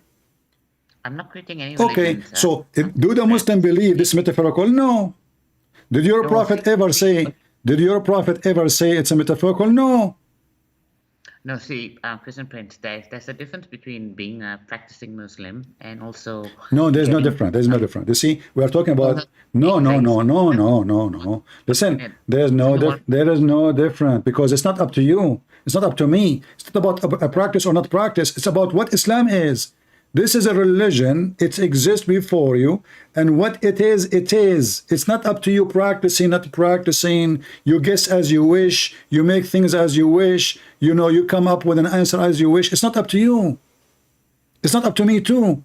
If Jesus said, this is not metaphorical, then it's not metaphorical. Who am I to say it's metaphorical? But where did you said the book of Revelation is actually metaphorical? Where does John actually say that it's actually metaphorical? My friend, if you read the stories, based on the story, every story will tell you if it's about something metaphorical or not. The story itself, listen. The story itself tells us what is the story. So when I read the text either it says something obviously is not around us, obviously it's not exist physically, obviously it is not what he meant. You said here, here, listen, here we have a description about a real physical animal coming from the ground. He have a staff of Moses. He have the ring of Solomon. Solomon is a real person, correct? Yes, we believe so. Muslim believe he have a magical ring, correct? It's not just Muslims or Christians believe that. No, we don't. Where are we Christian? We believe in the ring of Solomon. Where is that? No, but you believe Solomon actually exists as well, right? Yeah, but we are talking about the ring. So we have Moses, we have his staff, we have Solomon, we have his ring, and as you see, the ring will do a job. Listen, my friend. Yeah, but we don't believe in a magical staff. We don't believe in Harry Potter. Moses is not holding a broom. According to your prophet, this is a magical staff. No, when Moses he threw the staff in the ground in front of the Pharaoh, yes, the staff changed into a snake. So his magic overcome their magic. But what magic we are talking about? That because those people believe in magic, they don't believe this is a miracle. They see, oh, this magic, this guy, he have a stronger magic. This must be magic. And this is how many, now the Talmud as an example, they speak about Jesus, they hate Jesus. So in the Talmud they say that the Messiah, the false Messiah, according to them our Messiah is false, he went to Egypt and he learned how to do magic. So all the miracles of Jesus was nothing but magic. This is what the Talmud teach. But is that true? But is that true? Is that true? It's no. I have no idea about the Talmud. I haven't actually looked at the Jewish Talmud at all. I've looked at the Torah and I looked at some of the lectures from Yusuf Mizrahi, and what he actually, obviously they believe in the Talmud. Obviously we have Jewish people in the world, but you're bringing up Talmud, which I have no idea about what they actually say. My friend, this is not the point. I don't know how you're, you are suffering from flight of thoughts. I'm showing you that people make things up. They make things up. So nowhere it says that there is somebody really can do magic. This is all magic. Magic is a lie, and people who believe in magic, they are a bunch of fools. So this is why the Bible have a severe punishment for it, because people, they abuse people, destroy their life, making, because a naive person, he will believe in magic, you can control him, you can change his life, he take your money. All those who do claiming they do magic, they want one thing, your money. They are scammers. And today there's different kind of magic. There is people who want to, like until now, there is people, they go on TV and they tell you what will happen to you today. They open, okay, you are born in which month, which year, okay, let us calculate, today something wrong will happen to you, be careful when you are driving your car, and all the stupid things, and people believe. People are stupid, people believe. So this is why we have to be vigilant, we have to be smart. The devil, he have many ways. If you are a person who believe in superstition, then your life, all of it will be about superstition. And this is what Muhammad came with. Muhammad believed that if somebody, he made a knot for you, knot, with the rope, he make a knot and he blew in the knot, he can control it. Do you believe in that? All right. So before I actually answer that question, you mentioned something. Do you believe in previously. that? Do you believe in that? You gotta give me like just 30 seconds, not even 1 minute. So you said that all these things that happens in the world. So you don't believe in star horoscopes, Libra, Aries, Taurus. My friend, Libra, my friend, those stars are exist, but somebody will tell you what from the stars what will happen to you tomorrow. But isn't that superstitious though? This is stupid. I just told you this is stupid. So what is that? What are you telling me? No, but it happens in the Western world as well. I mean, okay, this is stupid. So what? I mean, I just told you there's tons of donkeys, there's millions of donkeys, there's billions of donkeys. I just asked you, did your prophet say that somebody can blow in the knot and control you? Yes or no? No, it's no. No, he's not. Well, this is in the Quran. So, okay, No, what's so okay? You see, you are all over the place. You are all over the place, and you are suffering from flight of thoughts. And this is Quran. Quran is simply a book of voodoo and stupidity. And this is why Muslims, they believe in stupid thing. Let us show you here. Hold on. Okay. We need to switch the language. Hold on. You said no. Okay. Okay, but do I have a chance to actually just ask a few of my other questions as well? Wait. Would you give us some opportunities as well? About what? There's some other questions because like I said, we did not finish this one because you are all over the place. So in chapter 113, verse number 1, 2, 3, 4, all of it is about voodoo. All of it. You said to me, no, he did not say that, but this is Quran. So you seek refuge by Allah from those who blow in the knot. They do witchcraft and they can control you. This is Islam. This is superstition. This is stupidity. This is stupidity. We don't believe in such a garbage.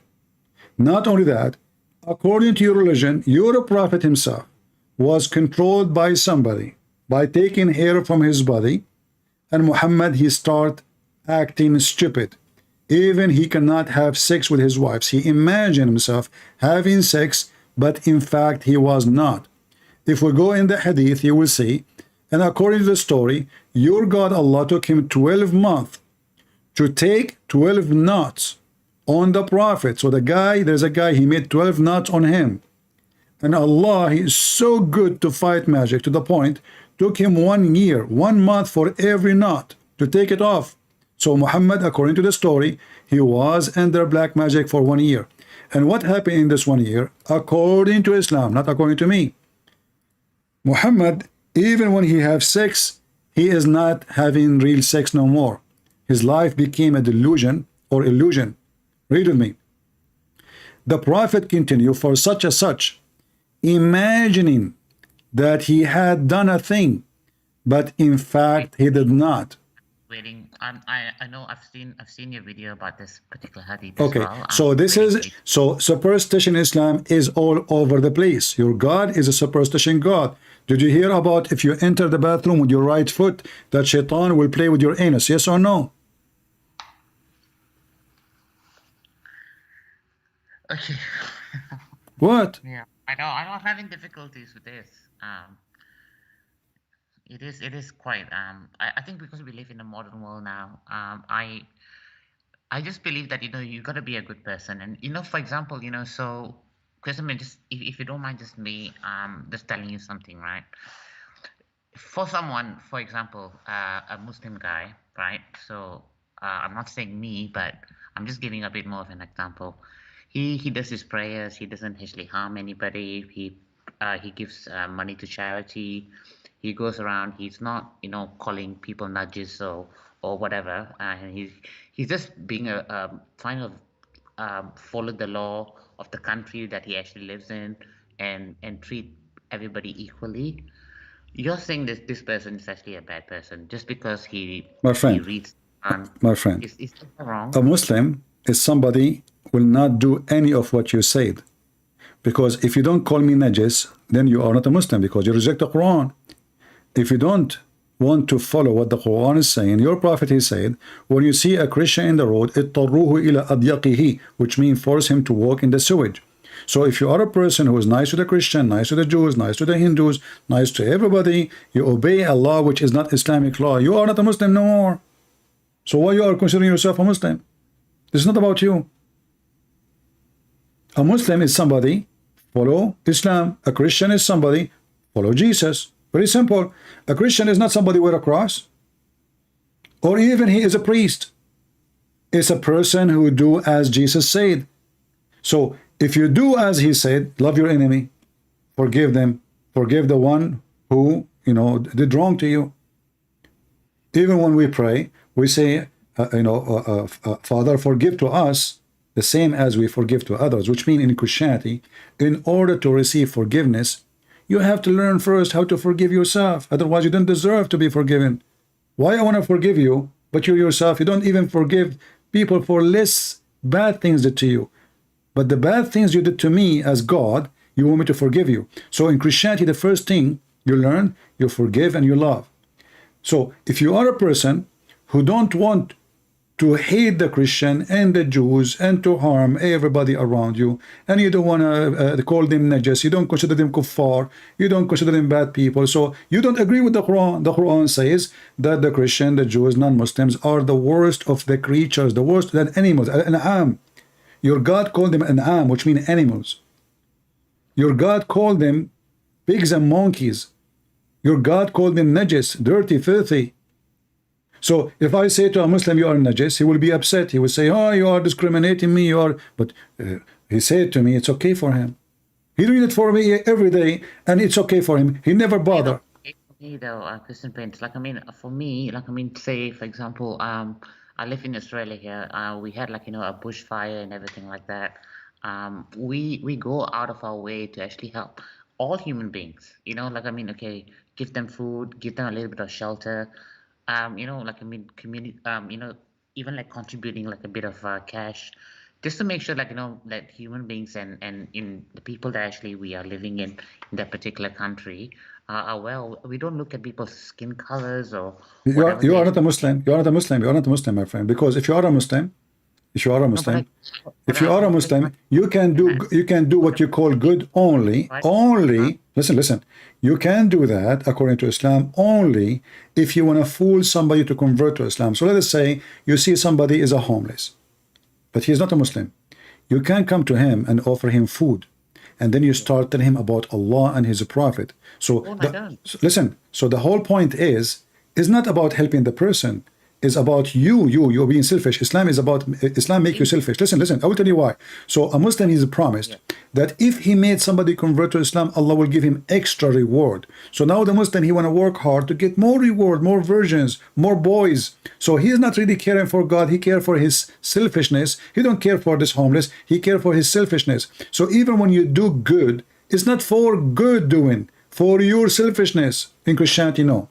In Christianity, from their fruit then what does that mean? The Bible says, dead faith have dead fruit, which means dead fruit or dead act. So if you have a faith, automatically you would do good. Not because God will forgive you for you are doing good. No. Not because God is watching and you want to show him how good you are. No. But because you are following Christ, you do good. And you don't even let people know. Even when you give with the right hand, you don't let your left hand know. This is what Jesus said. So in Islam is the opposite. In Islam, when a Muslim he pray, he have to go in the corner so everybody can see he's a good guy. I remember when I was a kid. Listen, when I was a kid, it was winter time, and then the father of this kid, who I'm visiting his home, he opened all the windows. All the windows he opened them. He want to pray. It's cold. We have even the stove running. And he opened the window. I say, okay, maybe he is, the guy, what's wrong with him? He want to show all the neighbors that he is praying. They go in the balcony to pray. The whole house is empty. They go in the balcony to pray. They want to show everybody. Jesus warned us. He said, don't be like the hypocrite who pray in the corners. So my friend, Islam, all of it is a scam from the beginning to the end. There's no worshippers. There's no believers. There's no people who believe in Allah. Even the Quran says, don't say we believe. Say we are Muslims. The Quran itself, Muhammad, he knew that nobody believed in him. He knew that. He said to them, it's okay, no problem. You don't believe in me, but don't say we believe. I know you are lying. Say we are Muslims. And actually, Lily Dawah in his video, he mentioned that. He quote for us the verse about those Bedouin who do not know, they don't believe. They don't believe. He said to them, okay, well, listen. So those people, the Prophet of Allah, he mentioned, they don't believe what the Quran says about them, and he quote the verse. Those people who don't believe, Allah told them, don't say we are believers, say we are Muslims. And even he said that Andrew Tate, he is not a believer, but he's a Muslim. How you can be a Muslim but not a believer in Christianity? No. Islam is a religion of hypocrisy, superstition, stupidity, and logic is minus 100. With Christ, there's no bribe. If you give donation to Christian Prince, do you think he will go to heaven? No. No.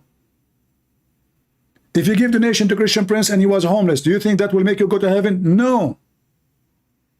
You cannot bribe God, but you as a Christian, you do good, for good is good and God is good. In Islam, no. In Islam, everything is about reward. Okay, when you do anything, it's not for the sake of being good, but for the sake of reward. Even when a Muslim, he prays his God. As an example, Muhammad, he says, if you say the name of Allah 100 times, Allah forgive your sin. What the heck? So you don't even say the name of Allah because you love Allah. You say the name of Allah for a benefit.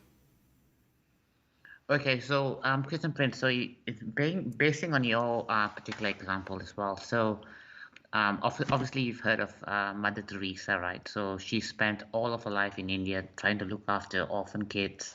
Who? And being good. Who? Mother Teresa. What does have to do with my topic? Well, it's about doing good. Like, I mean, she doesn't. Okay, my friend, listen to me. I mean, don't be a kid for the sake of. I mean, I'm losing my patience with you. Mother Teresa, me, doesn't matter who. In Christianity, we don't do good because we want to go to heaven. We do good for we are Christians, and if you are a Christian, you do a good act. So it is not because you need to go to heaven. It's not because if you do this, you go to heaven. Why you are not listening? It's not because I am feeding. Why you are mentioning Mother Teresa now? What does she have to do with me? No, I'm talking about doing good works. No, I mean, you are getting it wrong still. This is not about going to heaven. This is not what Christianity teach. Christianity teach you the second you become a Christian, you do good automatically. Your name is Mother Teresa, your mother Monica. It doesn't matter what your name. Good have nothing to do with going to heaven. Good have to do with being Christian. So how the Messiah, he knew that you are a Christian? By your fruits. But the fruits is not something you are doing. If you are doing it just to go to heaven, you got busted. You will not. Because now you are fake. Now you are trying to, by God, fool God, and let me act good, just to show you. It's a show time. No. If you do it from your heart, that means you are a good follower of Christ. From your heart. Not because he promised me heaven and I want to go to heaven. No, I will do it. Even now, I am in the door of heaven. I will go out of the door of heaven and help somebody. Because Christ told me, I was a stranger, you took me in. I was hungry, you fed me. I was sick, you came to me. I was the disciple, they said to him, Lord, when we did those things to you? When we did any of those things to you? He said, when you did it to my brothers, which mean anyone, you are doing it to me. So you need to learn how to love so you can be Christian. If you are a person who do good just because you want to save yourself, you did not learn how to love. You love yourself, you are selfish. You don't belong to Christ. Christ and selfishness are enemy. Enemy. So, for God he loved the world. He sent his only begotten Son. What does that mean? No selfishness. Our God have nothing to do with selfishness. And whoever want to follow our Lord, he have to forget about selfishness. Otherwise, we are the same as any pagan one in the world.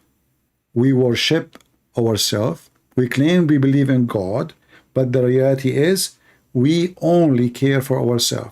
So when I seek salvation, I seek love before salvation. For love is salvation, not the opposite. Which means if I am seeking God with my love, not because God will give me salvation, then I deserve to be in his house.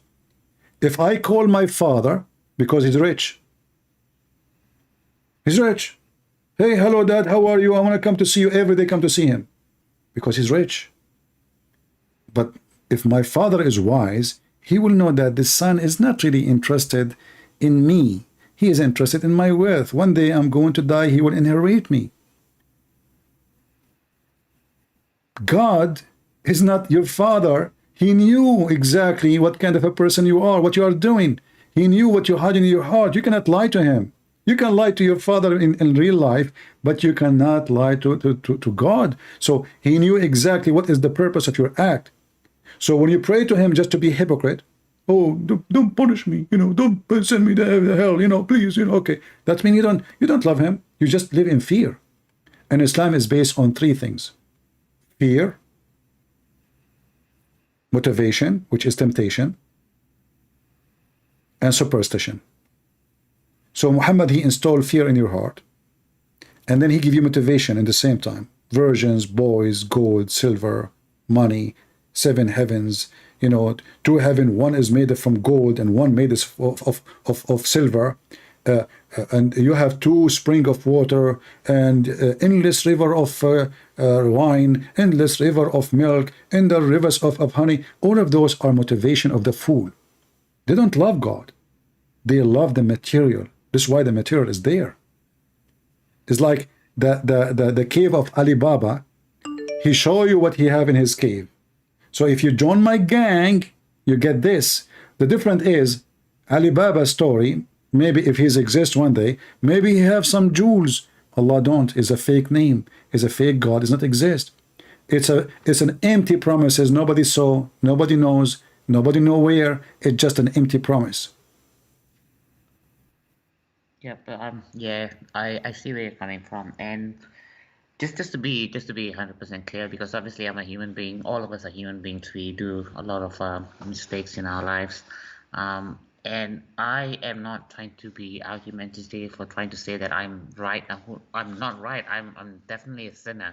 Like, I mean, maybe I've done a lot of wrong, and that's what Allah says to me, and says that you always want to try to repent and ask for forgiveness, right? So now. Okay, hold on. You see, I have to stop you. I have to stop you. What is the point of forgiveness if he is the one who made you commit sin? I mean, the stupid idea here is beyond stupidity. Because if I made you commit sin, why in the world I'm asking you to repent? Repent from what? So I made somebody rape somebody, and then I asked the rapist to beg me for forgiveness. But I am the one who made him do that.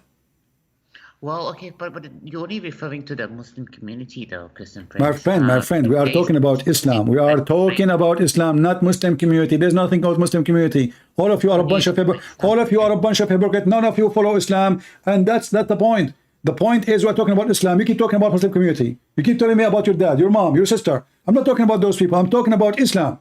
Don't mix. Islam is a religion, is not a person. So if Allah is the one who made you rape a woman, and then Allah, he is so merciful, he will forgive you if you beg him. How stupid is that? He is the one who made you rape the women. He should be asking you for forgiveness, not the opposite. He should say, please forgive me. It's my fault. It's me. I was playing games with you. I am the one who made you commit sin. When Adam, he been forced into sin, shouldn't Allah apologize to Adam then? It's not the opposite.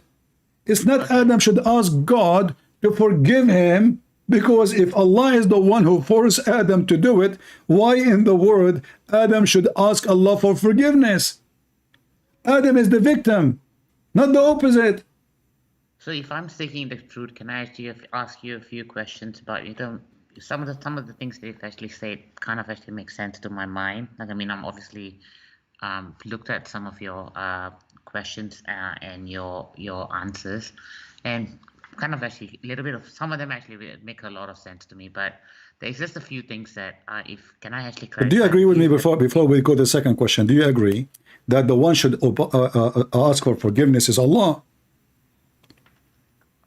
No, I believe everybody could ask for forgiveness. Even somebody, okay, for example, if somebody says, okay, I want Jesus to come into my heart and I believe in the Messiah. You are not listening. You are not listening. Okay. I just said Allah, He made Adam commit sin. So who is the one should ask for forgiveness, Adam or Allah? And like I said to you yesterday, maybe yesterday I was a little bit confusing. I probably didn't have the answer. I don't have an answer for that particular hadith. I'm not talking about hadith now. I'm talking about all the reference I showed you. It's about one hadith now. I mean, we have about the baby. We have about the verses in the Quran. We have tons of reference we showed you. All of them says it's Allah. Even the Quran speak about your destiny. Allah wrote your fate. So now, if Allah, He made me commit a crime, why I should ask Allah to forgive me for what He made me do? Because He's a Rahman Rahim. What Rahman Rahim? What kind of Rahman Rahim is that, guys? I mean, this guy is merciful. Merciful for what? So if He is merciful, will not make me do sin. He forced me to do it, and now He will forgive me. And I have to beg Him. I mean, do you see the crazy, the madness? So we have a stupid God. He forced you to rape a woman. And then you pray to God, please forgive me, Allah, forgive me. You know, but He is the one who made you do that. He should apologize. He should apologize from you and from the women. And you said to me, He's all merciful.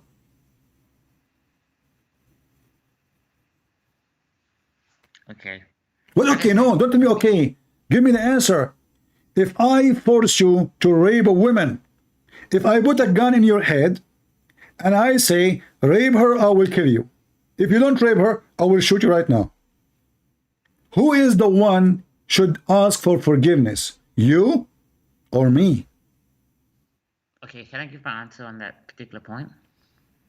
Okay, so you mentioned this yesterday, and I know where you're coming from in saying that Allah actually forced us to actually do things, right? Now, when my first conversation with you just with today, I believe that predestination and knowledge is the same thing, but you said no. Doesn't matter. Doesn't matter. It's the same thing. Not the same thing. Will not change anything. It will not change anything. The important is the destiny. The knowledge is not important. Your God know nothing. If your God know anything, He will not say that the sperm coming from the backbone of the man and the sperm coming from the ribs of the women, and He will not say the sunset in murky water, and He will not say that hail coming from mountains, and He will not say that the earth is a flat, and He will not say that God, He sat carried by a rooster, and He will not say all the stupid things. So this is not what we are talking about. Destiny is you have no freedom. Knowledge no mean nothing. You are just acting like a fool, as if I said nothing to you.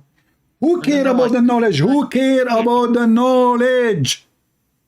Let us say there's a new machine can read tomorrow future.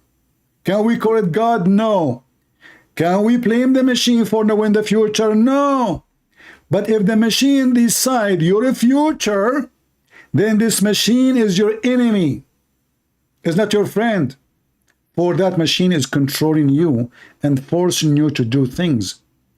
So I keep repeating myself, and you keep going back to zero, as if you are high taking heroin or cocaine. Are you high? I just don't think that's a nice thing to say to people, though. Well, why you keep going to zero? Who care about the knowledge? Destiny is He is forcing you to do something. This is the important. He is forcing you to do something. Okay, He's forcing all of us to do sins, right? That's the way. So, who is the one should be repenting? Me or Allah?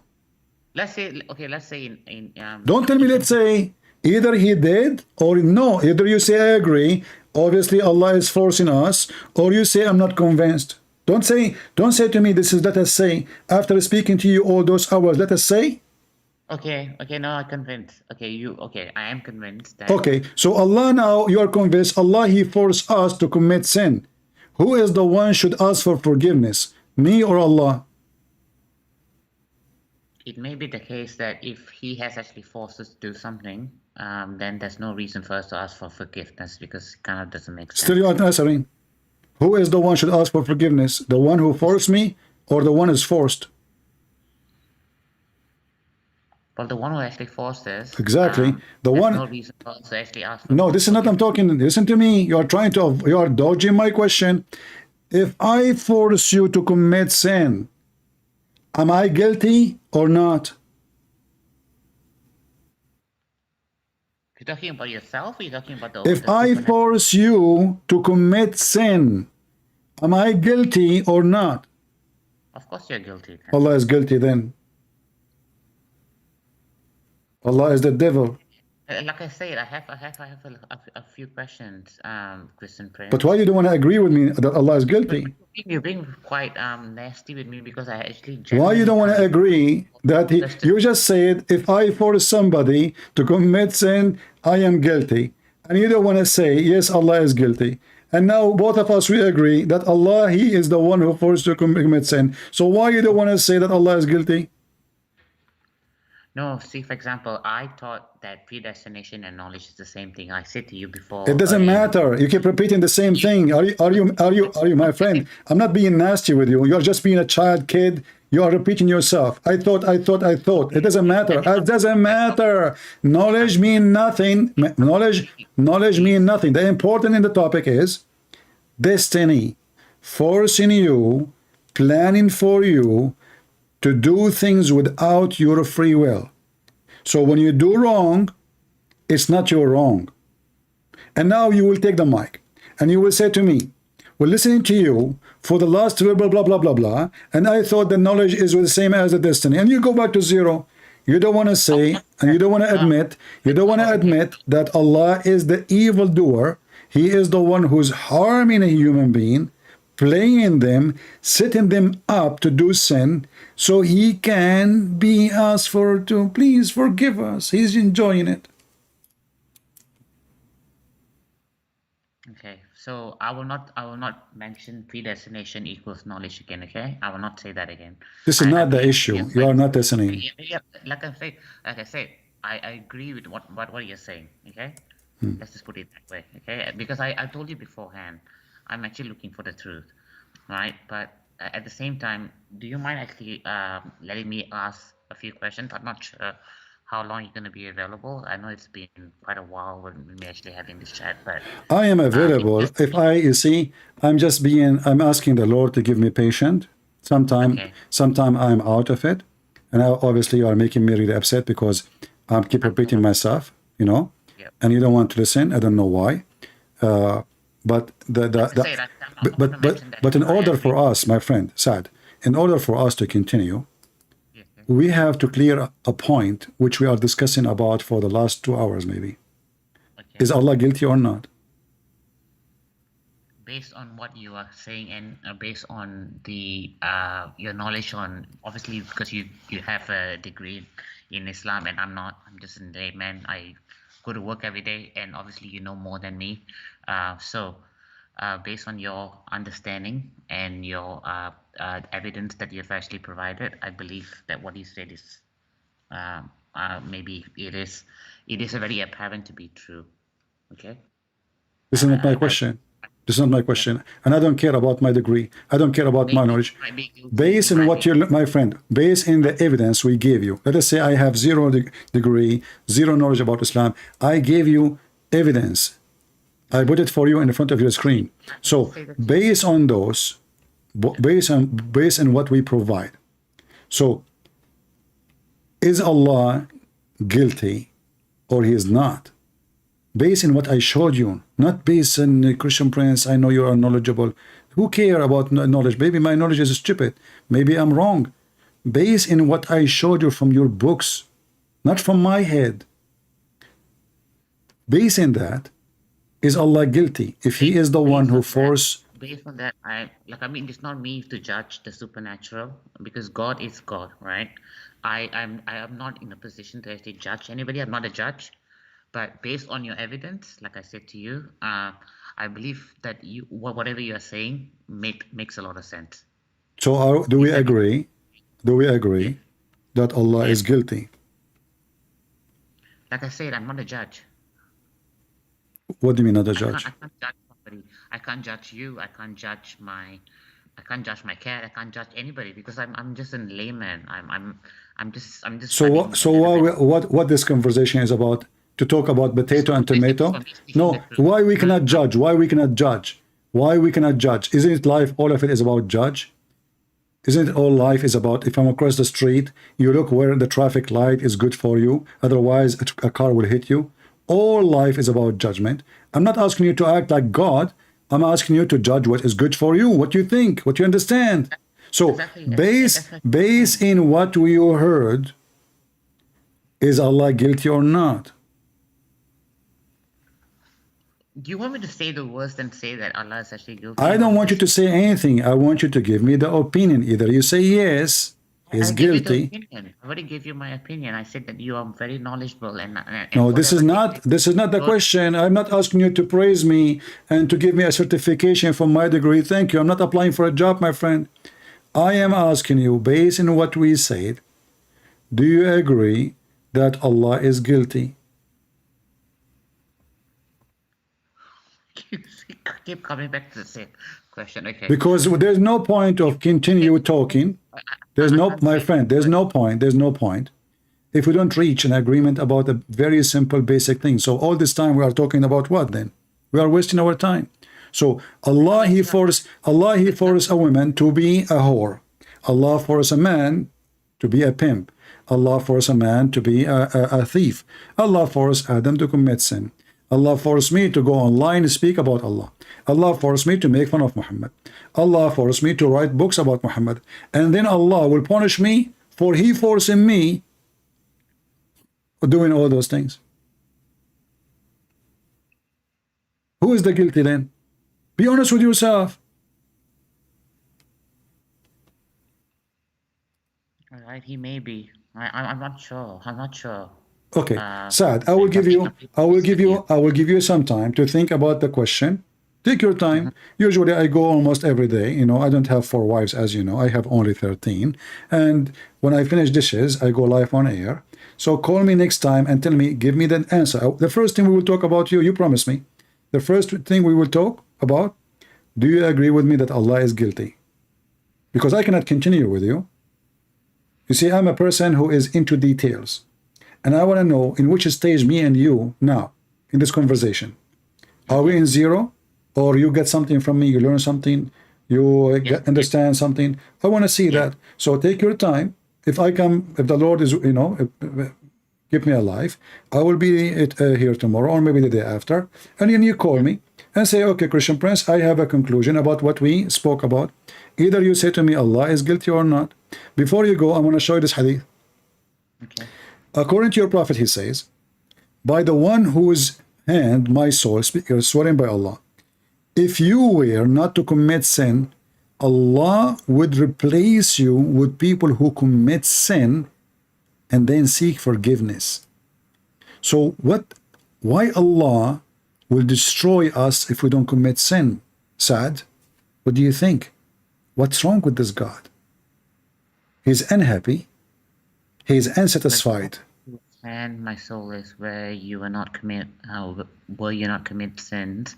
Allah will replace you with the people who would commit sins and then seek forgiveness from Allah, and then Allah would forgive them. So you would forgive them. This is what you care for now? You don't care. You don't care. You don't care. You don't care for the evil. The evil. He just said something evil. He just said, if you don't commit sin, He will destroy you. This is evil.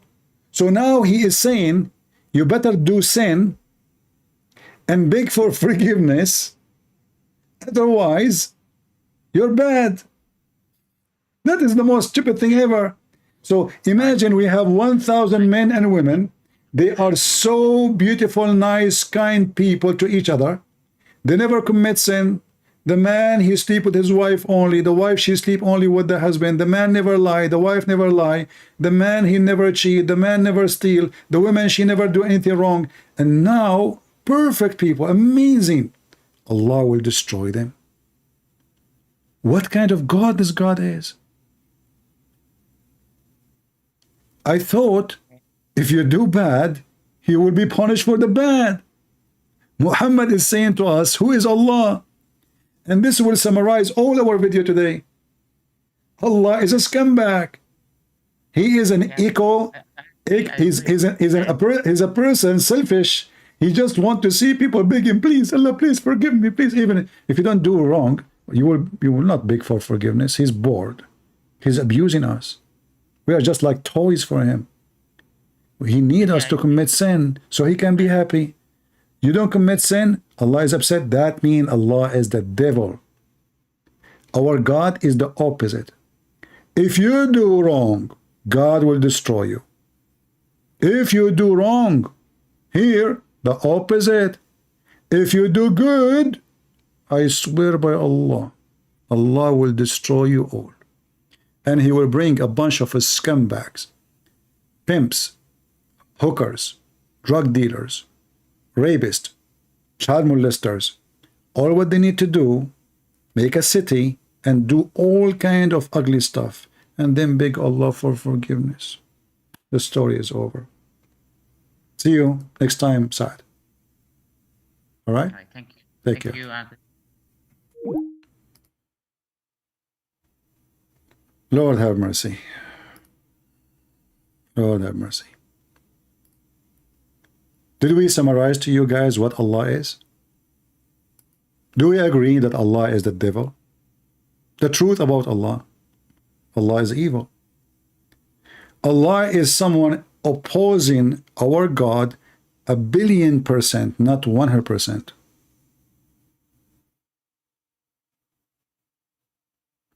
Muhammad, he copies stories from the Old Testament and from the New Testament, but those oppose what he is saying.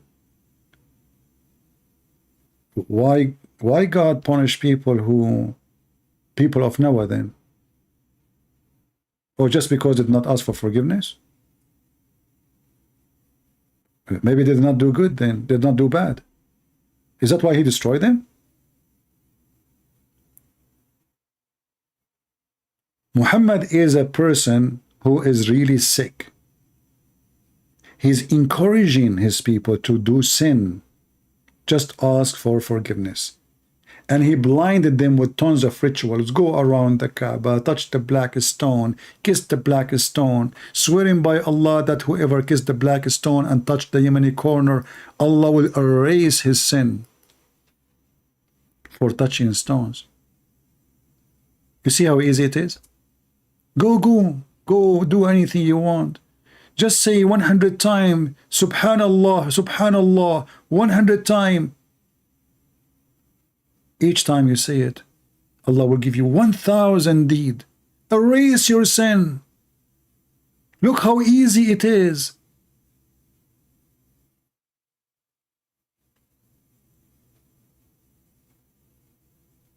Look how the solution come. You cannot do that with Jesus. You go rape a woman, and then you say to me, praise your Jesus 100 times.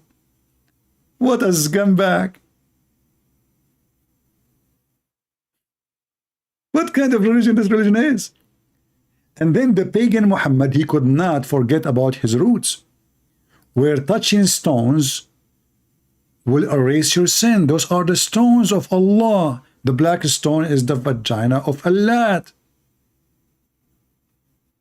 The Yemeni corner is the stones from the temple of Al-Makkah, which is the temple of the moon. Abu Abdurrahman, why do I only see you touching these two corners? He said, I heard the Messenger of Allah say, touching them erases your sin.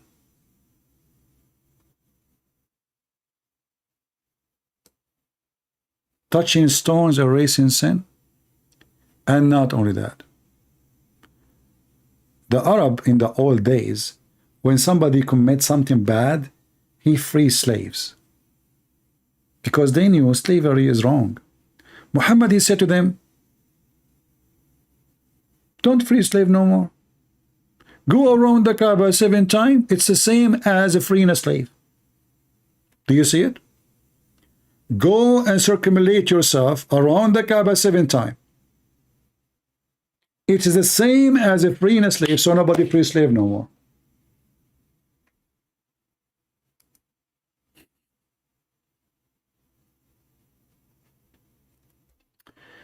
Live from Indonesia. My friend, thank you very much. I love Indonesian people. And I pray to the Lord that all the people of Indonesia, they will live in peace and they will flourish and Islam will be demolished. Indonesia is a beautiful country, deserve better than the garbage of Muhammad. Did we learn something good today? I stay with you every day, many hours. Please don't cheap and leave a comment. Don't be cheap. I mean, do I deserve from you speaking every day, 2, 3, 4, 5, 6, 7, 8, sometimes 8 hours? Do we deserve from you a comment? We are not asking you for donation, a comment. Donate a comment. Can you? I stay with you from my life, from my health. Make me feel that you people care. Donate a comment. It doesn't cost you ink. You are so good in the chat. The chat is coming like rain, but in the comment, nobody is commenting. Few people. I want to see thinkers. I want to see Christians. I want to see Muslims thinking with us.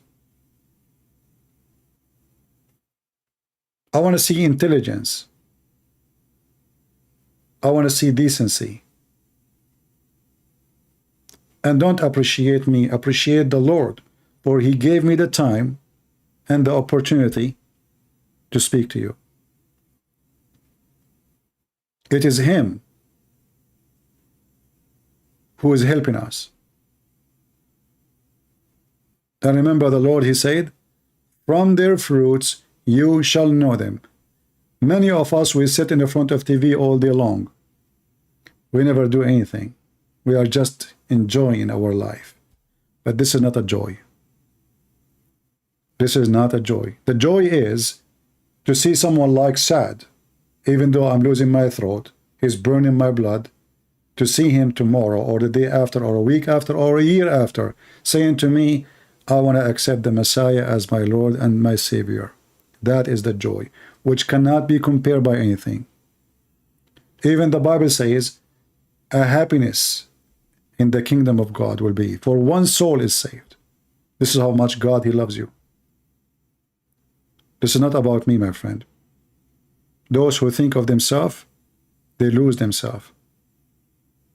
Those who give themselves, they win themselves.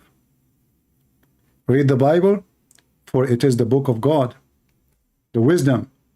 Our God do not need a dish of wisdom to be installed in His chest. Our Lord, the Messiah, is the Lord of wisdom, is the Lord of the truth.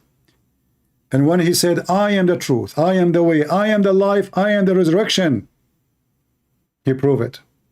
He has power over death. He has power over all kind of illness.